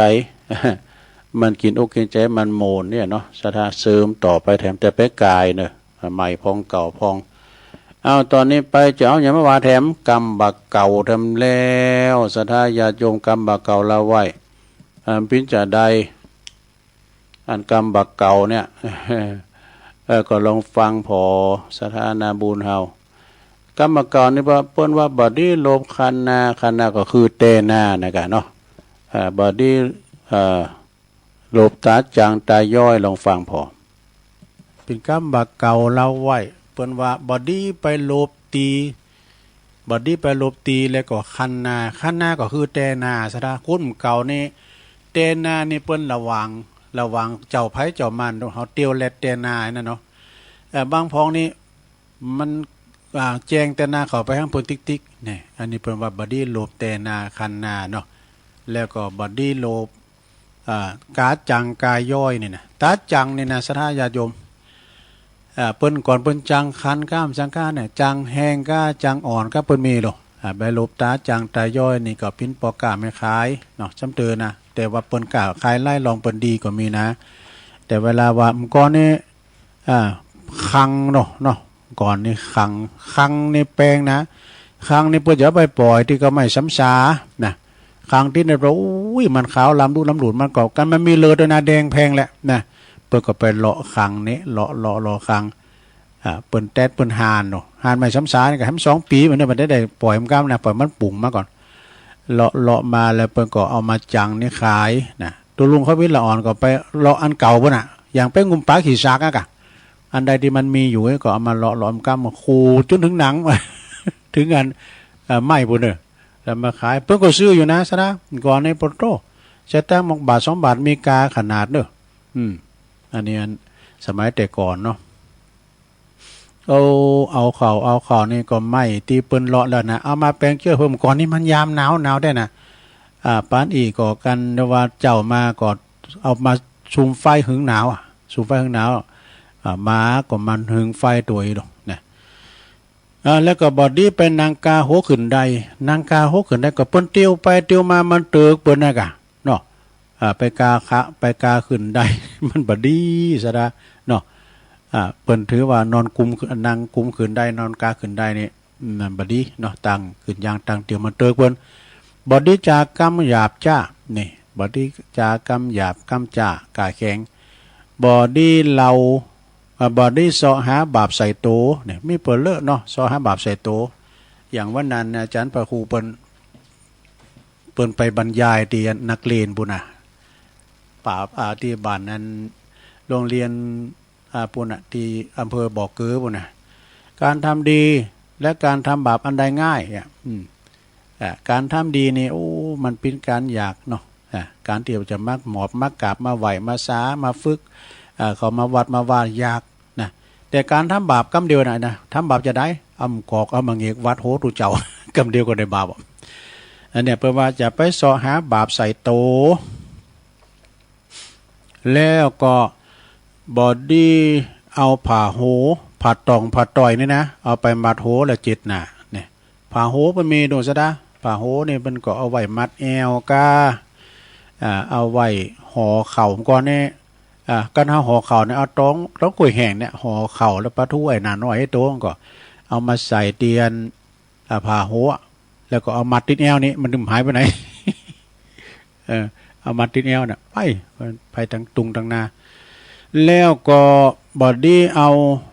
บอดี้ไปกะขายยาปิดยำนะของอันพิษทำใหญ่น้อยใหญ่นี่บอดี้ไปไล่ไปด่าคุณเฒ่านี่ไปดีจะได้เปิ้นเกิดมาก่อนเปิ้นอาบน้ำห้อนมาก่อนบัดนี้ไปไล่ไปด่าคุณเฒ่านะคุณเฒ่านี่เปิ้นมีประสบการณ์นะหันว่าเปิ้นเฒ่าแล้วก็จะไปไว้ไปไล่ไปด่าเปิ้นนะบัดนี้ไปห้องเจ้าคืนเฮินนี่เจ้านี่ก็คือว่าเจ้าคุณมุ่นนายนะเจ้านายก็เนี่ยตำรวจทหารก็ไอ้กันเนาะเปิ้นว่าบัดนี้ห้องเจ้าคืนเฮินเปิ้นว่ามีไก่ติมเหล้าบัดนี้ห้องเจ้าคืนเฮินกันเจ้าคืนเฮินมาก่อนนะแฮมกินเล้งเบอร์นี้เองเนาะ บอดี้ตัดเล็บเมื่อคืนบอดี้ปืดคอนหาจะเก็บก่อนปืดคอนหาจะเก็บมันเรื่องเก่าแต่หลังแต่เรื่องเมื่อนานมาแล้วเปิ้นว่าตุ้มผ่าลายหมาเห่าคุ้นกำขี่เก่ามันจังพิษกันเนี่ยมันปืดคอนหาจะเก็บเรื่องมันแล้วซับเตอก็ไปปืดคอนหาจะเก็บทกเรื่องนั้นมาทกเรื่องนี้มาเองกะนะแล้วก็บอดี้ปืดคอนหาจะเก็บบอดี้ตัดเล็บเมื่อคืนเนี่ยสุมาเนี่ยตัดเล็บติ้นเล็บมือเมื่อคำยำคืนมันหันยะเนาะแล้วก็บอดี้ไปหามหาผีบอดี้ไปหามหาผีบอดี้ด่าจี้และตีพรามนี่ออกได้ทำนะบอดี้ด่าจี้ตีพรามเนี่ยแล้วก็การเปิ้นบาถามการว่าเปิ้นบ่หามก็จะไปสอดไปสอดซ้ำเตือนนะซะได้ญาติโยมเนาะบางพองนี่มันไข่ได้หนักไข่ได้ตาเนี่ยไปช่วยเปิ้นไปหามไปอย่างอันนี้นะบอดี้ไปฟังการเปิ้นบ่ฟังก็จะไปอู่นี่ซะได้ญาติโยมเนาะการเปิ้นบ่ฟังก็จะไปอู่อย่างตุลุงอู่เนี่ยมันจะหัวไผฟังตุลุงก็มาทำหน้าที่ตุลุงนะบ่ขาดหวังว่าเปิ้นจะต้องอุ่นอันนี้มันกลมใจแล้วก็คือเปิ้นหูเปิ้นก็ฟังเนี่ยเฮาก็ไปบังคับเปิ้นบ่ได้ถ้าว่าเปิ้นหูเปิ้นก็ฟังกะเนาะซะได้อย่ามื้อเจ้าลุงยอมเลยตู้ไผมาฟังตู้หันก็ประเมินพอกันเอาเปิดซ้ายนี่ก็ซ้ายแน่นเหมือนกันนะเจ้าก็แน่นกลางวันนี่ก็แน่นเหมือนกันนะซะได้เนาะเนาะซะได้ญาติโยมปิ้งกูปิ้งกิมกันปัจจัยว่าทำไมอยากดังอยากเด่นยังแหละนะคือว่าได้ทำตามที่ครูบาอาจารย์ได้มอบหมายถวายเวลาแล้วก็อินดูเปิ้นเนาะอย่างว่าคุณเปิ้นเจ้าของสถานีเนี่ยซะได้ถ้าว่าเปิ้นเอาเวลานี้ไปขายนะสปอนเซอร์เรื่องขายปุ๋ยขายยาปุโธเปิ้นได้สตางค์หนักแล้วหยังเกินนั่นเมื่อเจ้าเมื่อจีทำอย่างนะอันนี้เปิ้นยังมีเจตนาดีว่าโอ้อินดูคุณเฒ่าคุณแก่เปิ้นได้ไปไหนอยู่บ้านอยู่จ้องออนไลน์เอาทำนะทำของตุเจ้าตุ้นนั้นครูบาตุ้นนั้นมาอู่มาจ้าก็นายยอมจิตยอมใจสืบชะตาคุณเฒ่าไปเนาะมันหาได้ยากนะมันก่อนในปุโธจะมาฟังน้ำฟังธรรมอย่างอิ่มได้ไปวัดไปวาพุ่นเดี๋ยวนี้ปุโธส่งตรงถึงบ้านก็แม่หุมก็ฟังแม่หุมก็บิดไปหาเพลงให้ก็ได้เนาะไปปิ้นหยังก็ตัวลุงก็ถึงจะขาดหวังอย่างนะมาทำตามหน้าที่แล้วก็เสียได้เวลานะที่จริงเนี่ยจะเอาเทปใส่ก็ได้แต่มันเป็นปัจจุบันเนาะเฮาอู่เฮาจักเดี๋ยวเฮาโทรกันมั้ยมันโมนนะซะละหมดอกหมดใจเนาะเปิ้นบ่อู่เปิ้นบ่ฟังก็จะไปอู่นะเปิ้นบ่ฮู้กันว่าบ่ฮู้คือถามนี่ก็ถามไปกันเนาะซะละวันนั้นตุลุงเข้าไปไม่ห้องใครไม่ห้องใครที่ไปศพของของโยมปอของพระครูโจรทานพิทักษ์สลัมไปพระปุณะซะนะเขาเดึกประเดี๋ยวมีการรถชิปลอดต่างลูกลังกันมาปุดตู้แล้วก็ผาวหน้ามาก็ปินตั้งแห่มันจะต่างลาดยางเนี่ยอ้นไปก็จอดรถถามมันตุลุงขอรับมาหลายแล้วกะมาเมินแล้วกะไปฮะแล้วก็เลี้ยวซ้ายด้วยเนี่ยการทำหูก็ทำด้วยตัวเป็นว่าไก่ตึกในสลัมไปเป็นหลายกิโลบ่ฮู้ก็คือถามเนอะถ้าบ่งามก็คือย่องนี่ย่องถ้าอยู่ในภัยปงป่าถ้ากันว่าอยู่ในภัยปงป่า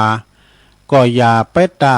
อย่างเสือนี่อยู่ในป่าในดงนะอย่าดุงเสือหรอกจะไปตาอย่างเสือแต่ว่าไปแปรไปเฮอจะไปตาเงือกนี่มันพิจารณาพิงเงือกนะกันเนาะก็จะขี่นี่นะโกเรื่องก้า อันนี้เป็นว่าเงือกนะแล้วก็อย่าไปนินทาพ่อแม่เนี่ยจะไปเราขวัญพ่อเราขวัญแม่เนอะเพิ่นเลี้ยงดูปูปาธรรมาเลี้ยงใหญ่ก้องใหญ่ไม่ละจะไปบรรเราหน้าจ้าขวัญพ่อแม่บุพการีชนนะเป็นพระเจ้าคินเนาะนะสดานะจะไปเราทั้งพ้องนี่อุ๋มจำปากคอพอหนาก็มีนะมันจะมีไปหน่อยเนาะอันนี้เปิ้นเรียกว่าเปิ้นเคยสั่งบุญด้วยกันมาอาศัยพ่อแม่มาอาศัยต้องแม่เกิดมาได้เกิดมานี่แล้วก็ฮู้บุญฮู้คุณแม่นะซะได้ญาติโยมเนาะ ปากคอพอหน้าพ่อแม่ได้ดิบได้ดีแล้วปล่อยแม่ปากมองต้องแห้งไอ้น่ะมีนะซะนะมีบันเปิ้นปุ่นนี่บันเฮาแล้วนะบันอื่นเมืองไกลนอกประเทศ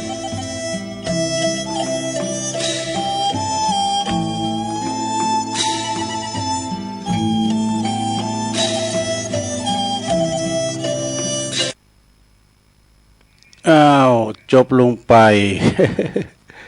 ปินโตจุยเนื้อสถาเนาะอ่างอิงพระโยมปอของพระครูชลทานพิทักษ์พนดสมัยนั้นนะนี่นะปินโตจุยเนื้อสถาได้ฟังต่างตุลุงได้พักเสียงให้หน่อยเองก็จบลงไปเนาะสถาญาโยมบดีโลภคันนาบดีโลภกาจังกายย่อยไอ้น่ะบดีกาโคขึ้นใด เป็นคำบักเก่าโบราณที่เพิ่นว่ากันไว้เนาะแล้วก็เอาอันนี้มาว่าก้ามหนึ่งสดๆเนอะสดๆอันนี้ปัจจัยโตโจยก่อนมาในหนังสือนักธรรมนั่นเนาะนะหนังสือหยังหนังสืออันนวโกวาทนวโกวาทเพิ่นว่าบิดามารดาเนี่ยได้รับบำรุงชั้นนี้แล้วอันนี้มันเคยล่ำไปก็นี่เพิ่นว่า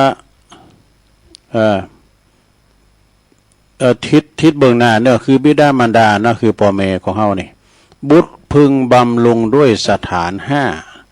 ก็คือหนึ่งเปิ้นเล่งเฮามาแล้วก็เล่งเปิ้นตอบสองทำกิจธุระของท่านสามดำรงวงศกุลของท่านสี่ประพฤติตนเป็นคุณควรหลับสับมรดกห้าเมื่อว่าตันลงหลับรับขันไปแล้วก็ทำบุญอุทิศหือตันนี่อันนี้นะโอโตก็หมายความว่าบุตรพึ่งบำรุงโดยมารดาบรรดาบิดาพ่อแม่เนี่ยโดยสถานหาเนี่ยหนึ่งบิดามารดาได้เลี้ยงเฮามาตั้งแต่เด็กๆน้อยๆดอกแบเบาะโตแดงๆตีนเต่าจอนจนว่าเจริญเติบใหญ่มานี่ไปส่งหำส่งเฮนจนได้ดิบได้ดีทำการทำงานพึงจะต้องมาเลี้ยงบิดามารดาให้เป็นสุขเด้อนะเวลาพ่อแม่เฒ่าแก่มาแล้วก็เจ็บไข้ได้พยาธิก็ไปพอบุตรธิดาก็พึงไปรักษาพยาบาลบางพองในเจ็บป่วยเมื่อไข้ตึงไปไก่ลูกต่างเจ็ดต่างแปดต่างหกต่างเจ็ดบ่ไปพอไปกอยไปแต่ไปก็โกได้ไปสู่ห้องยาเนี่ยนะสำเร็จไปสู่ห้องยาแล้วต้องปันเว้นกันไปนอนดูสดาเนี่ยเทวดาของเฮานะจะไปละจะไปลืมกันกะไปพอละเปิ้นอยู่อย่างใดกินอย่างใดเปิ้นมียุกไม่ยาเอาสตังไปปันเปิ้นพองซื้อกินยุกกินยามึงค้ามเอ้ยมึงอยู่ไหนยังไม่เอาให้แม่พองบาเนี่ยเปิ้นโทรไปแม่เอ้ยซอเบหาเงินอยู่ได้เบ็ดได้เงินมาแล้วค้ามเอ้ยมาให้แม่รับเดียวก็มันไม่เวลาเด้อ เวลามีเด้อแม่เอ้ยเนี่ยเผื่อไม่ถึงเวลาไม่ถึงเงินมาให้แม่มีแล้วอีแม่ไปสวรรค์นี่แล้วอีก็มีนะสถาข้อที่สองเนาะคิดสิ่งใดสิ่งหนึ่งซึ่งมารดาบิดาพ่อแม่ของเฮากระทำบุตรธิดามีความสามารถที่จะช่วยเหลือทันใดก็พึงกระทำไปนะทำไปเวลาที่มารดาบิดาพ่อแม่เจ็บป่วยเมื่อยไข้บ่สามารถจะประกอบกิจตามปกติได้บุตรธิดาคือลูกยิงใจเนี่ยพึงจะทำกิจนั้นแทนเด้อให้บรรลุสำเร็จไปโดยดีนี่สดาเนี่ยเนาะสับเตอเนี่ยสถาญาโยมทั้งหลายเวลาเฮาพ่อแม่เฮาเจ็บปิ่นยินอุ่นก็ดีลุ่มมอนนอนเสือเนาะไปพอไปกอยเนาะอุ่มลูกปุกนอนกาเจ็ดน้ำเอาน้ำไปเจ็ดไปลูบป้อนข้าวป้อนน้ำเนี่ยโธ่พ่อแม่จะซึ้งนั่นน่ะจะได้บุญหนักอันนี้เป็นเทวดาของลูกเนาะสถาเนาะนะบุญกุศลแท้ๆถ้าว่าปุกกะละยิงใจลูกทันใดที่ทำให้พ่อแม่อย่างอี้นะลูกคุณนั้นเนี่ยจะเลื่อนก่อนนะโต ตกน้ำบ่ไหลตกไฟบ่ไหม้ปาละมีธรรมตัวนั้นจะมาจุยแล้วข้อที่สามเนาะบุตรธิดา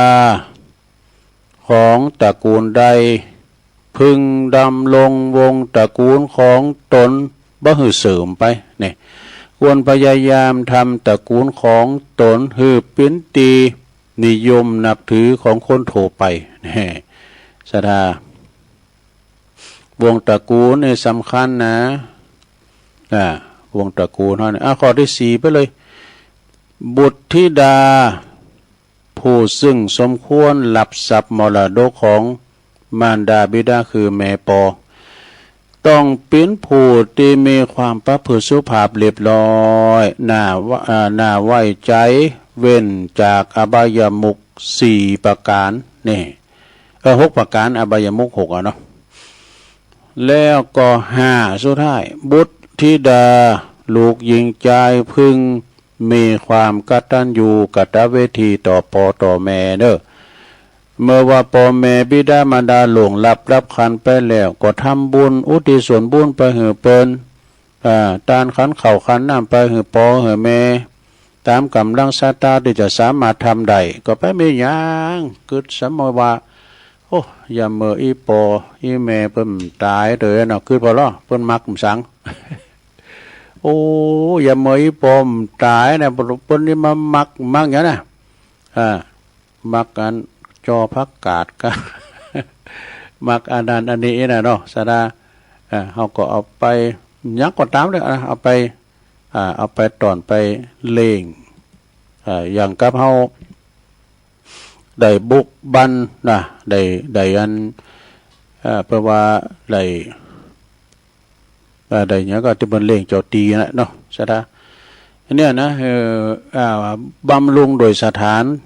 ตั้งหาเด้อเวลาเปิ้นลุ่มหายแต่จากไปก็ทำบุญตานโกข้าวโกน้ำบางคนนั้นก็เกินลำไป3 ปี4แรงบ่เคยตานโกข้าวเหยแม่แต่คันเดียวบ่ได้ตานเหยพ่อแม่แต่คันเดียวเนี่ยแล้วมันจะไม่ยั้งมากำมาจูเฮานะเดิน12ออกมาแล้ว2วันแล้วเด้อก็ทยอยตานกันเนาะสถานเนาะจะไปกับวันเดือน12ปิ้งวันเดียวน้ำนองวันเดียวเนอะสถานอาหารการกินมันหลากหลายล้ำไปตูเจ้าพาเนนก็มันจะหนักใจหลายนะก็ทยอยกันไปตั้งแต่ว่าในวันผูกไปเด้อเนาะอันนั้นเดี๋ยวอันนี้ทรงแห้งเด้อเอาไปเข้าหม้อแกงหม้อนะโตเล่งตูเจ้าพาเนนถึงวัดสระเอาไปวันนั้นนะปะโถวันนี้นี่ลาภูมิลิ้วหน่อยนะปะโถวันหนึ่ง ก็ตูเจ้าเพิ่นเยอะผมอิ่มขอตุ่มมาแล้วโอ้หนามเจ้ามา เอามาเดียวเนี่ยลูกเนี่ยก็มันกัดขอตุ่มมาแล้วนี่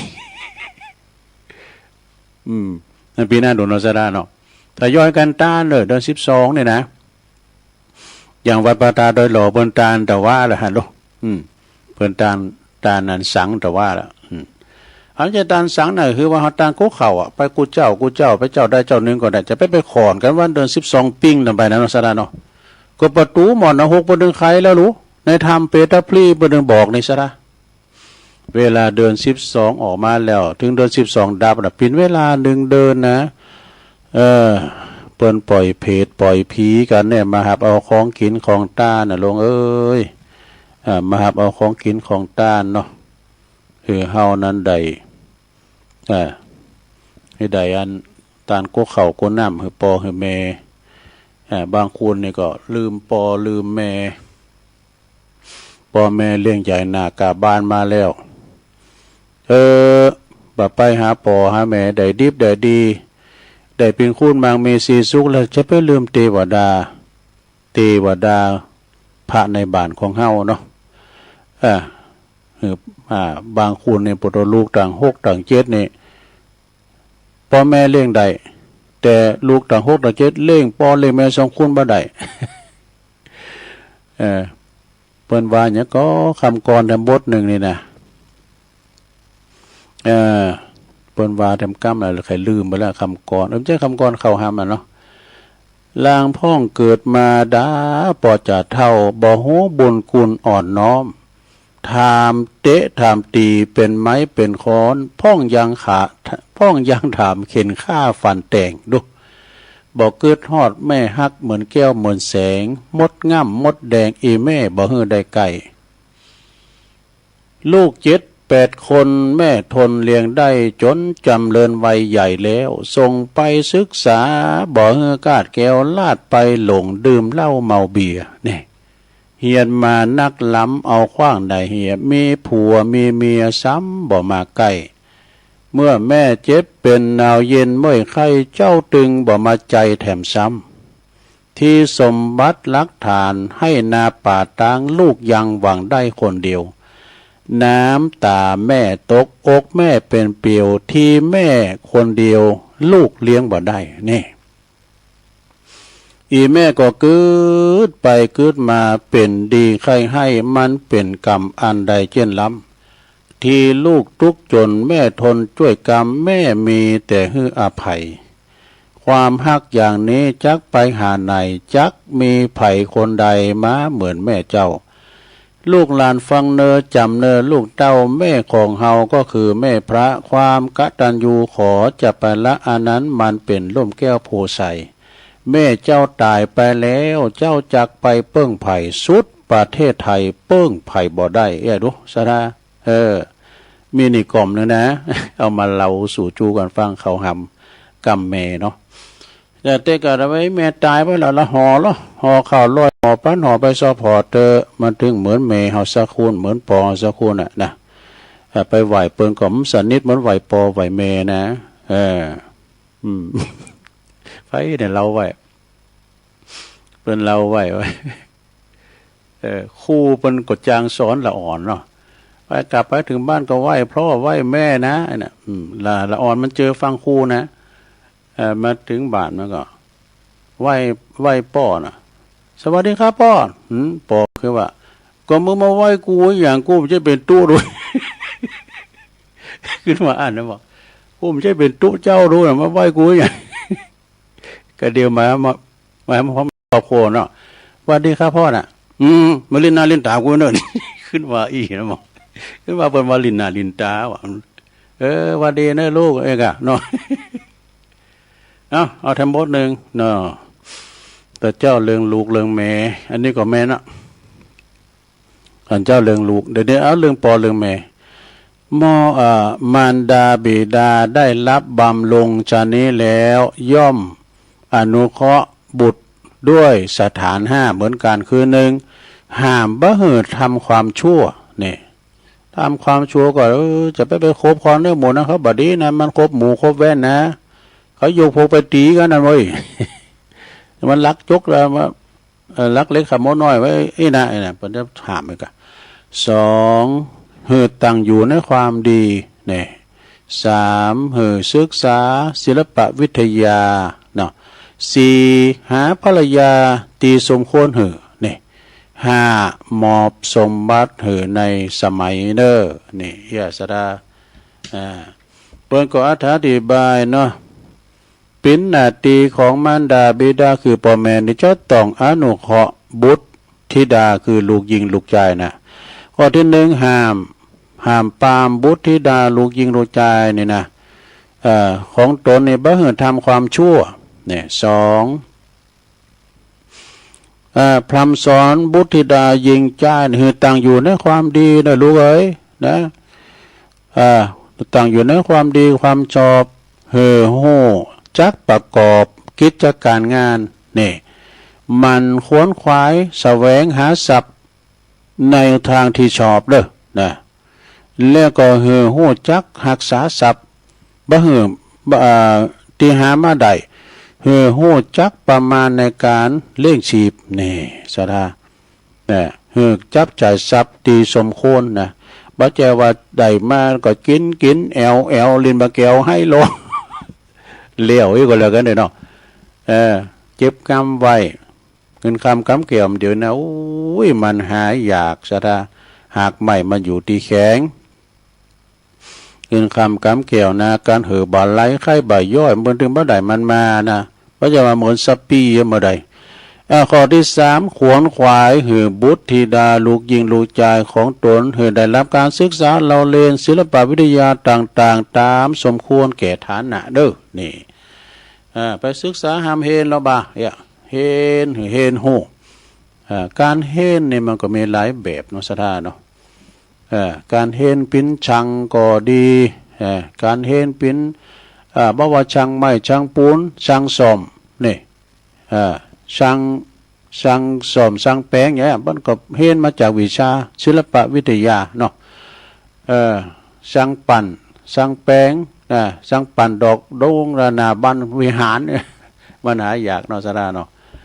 ข้อที่สี่แป้มกำเมื่อว่าถึงวัยสมควรก็จะเลิกหาภริยาสามีที่มีความประพฤติดีมีชาติตระกูลรักฐานและก็รักฐานเสมอกันหือปิ้นคู่ครองนี่แล้วก็หากมอบสมบัติมอบทรัพย์หือบุตรธิดาลูกยิงลูกชายตามอันสมควรตามกาลและอันสมควรจบสาระญาติโยม อันนี้เป็นหนังสือนวโกวาทนะความจริงมันก็บ่พอยามก็ตุลุงก็แม่ใส่นุ่มใส่น้อยไปพองนะข่าเวลาไปเนาะสาระญาติโยมทั้งหลายเอาดำกรรมหนึ่งอันนี้ปิ้นสังนี่เอามนงานสันแล้วของอาจารย์บุญเพลินยาวิชัยครับดู อันนี้เป็นว่าจีใดว่าเจือใดของอาจารย์บุญเพลินนี่เป็นกรรมมนงานสันเล่าเน้อลงเน้อฟังแล้วจะไปเขตนะเฮาได้เรื่องกล้วยกันเนาะสะดาเรื่องของกล้วยนี่กล้วยหอมนี่ก็คือกล้วยตีบค่ำนี่สะดากล้วยนี่เป็นยานะสะดา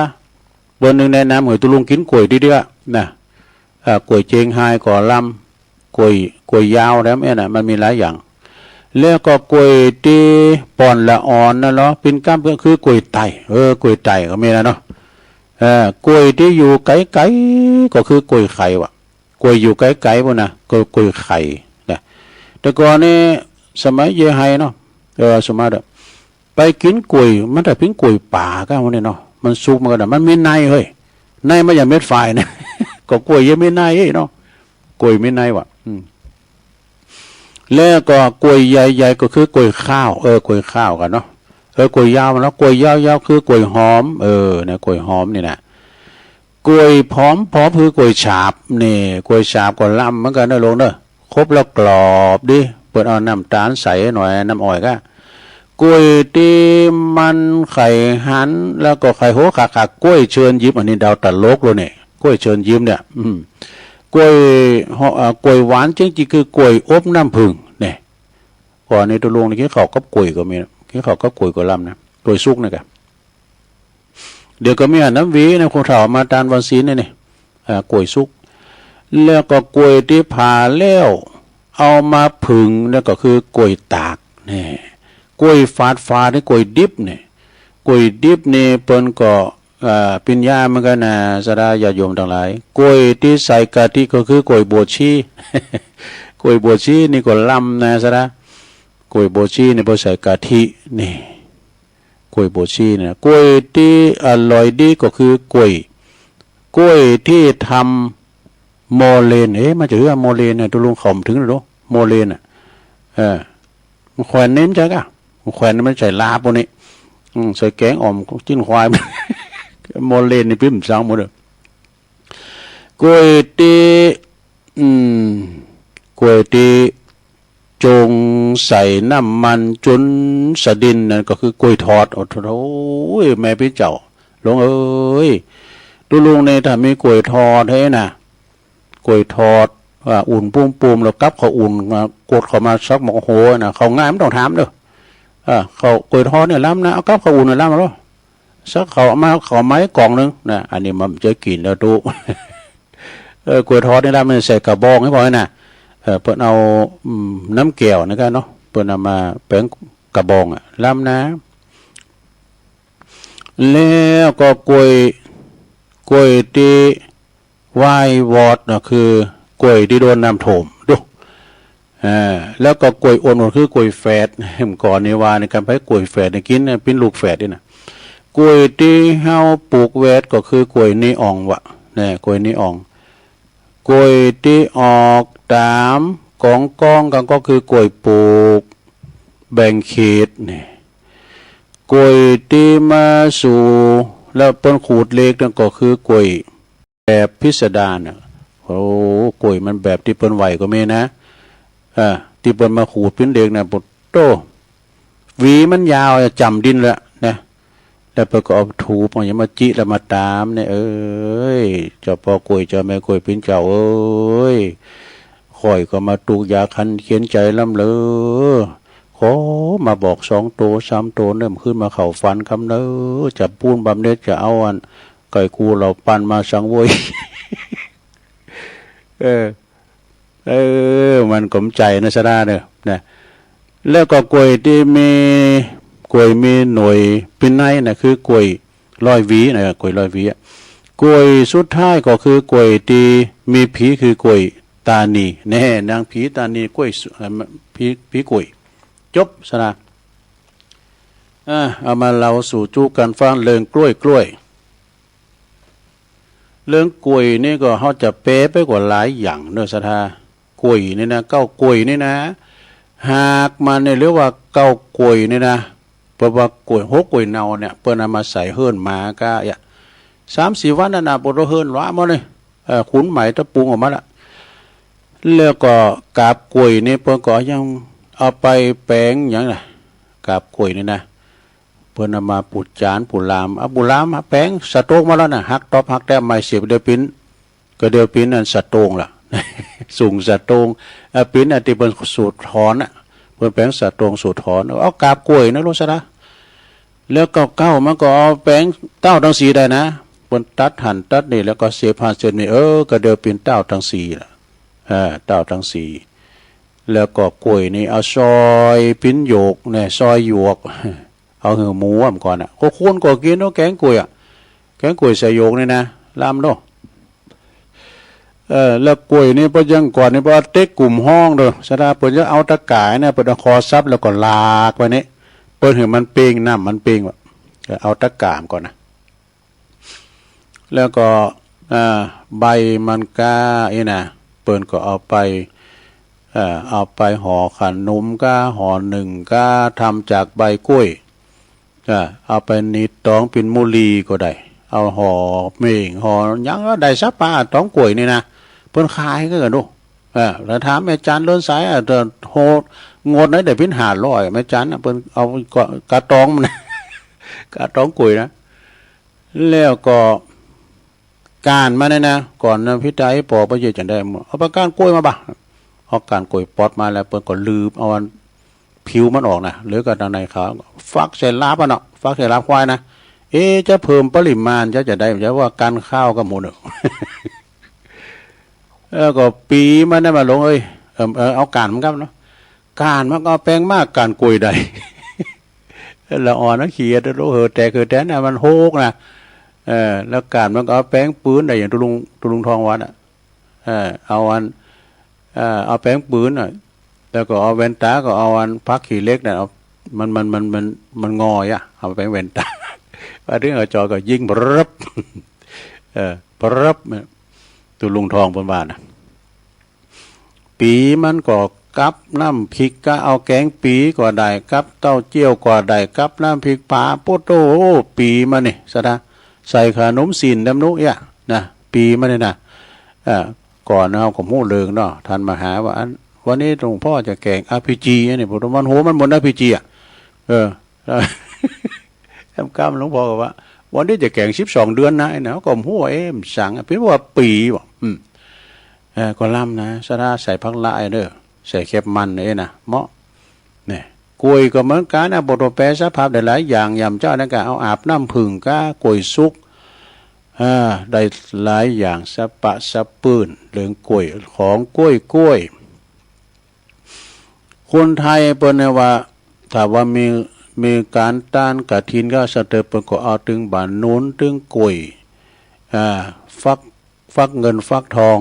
เปิ้นว่าเอาฟักเงินฟักทองไอ้ดอกมันมีความหมายในตัวมัน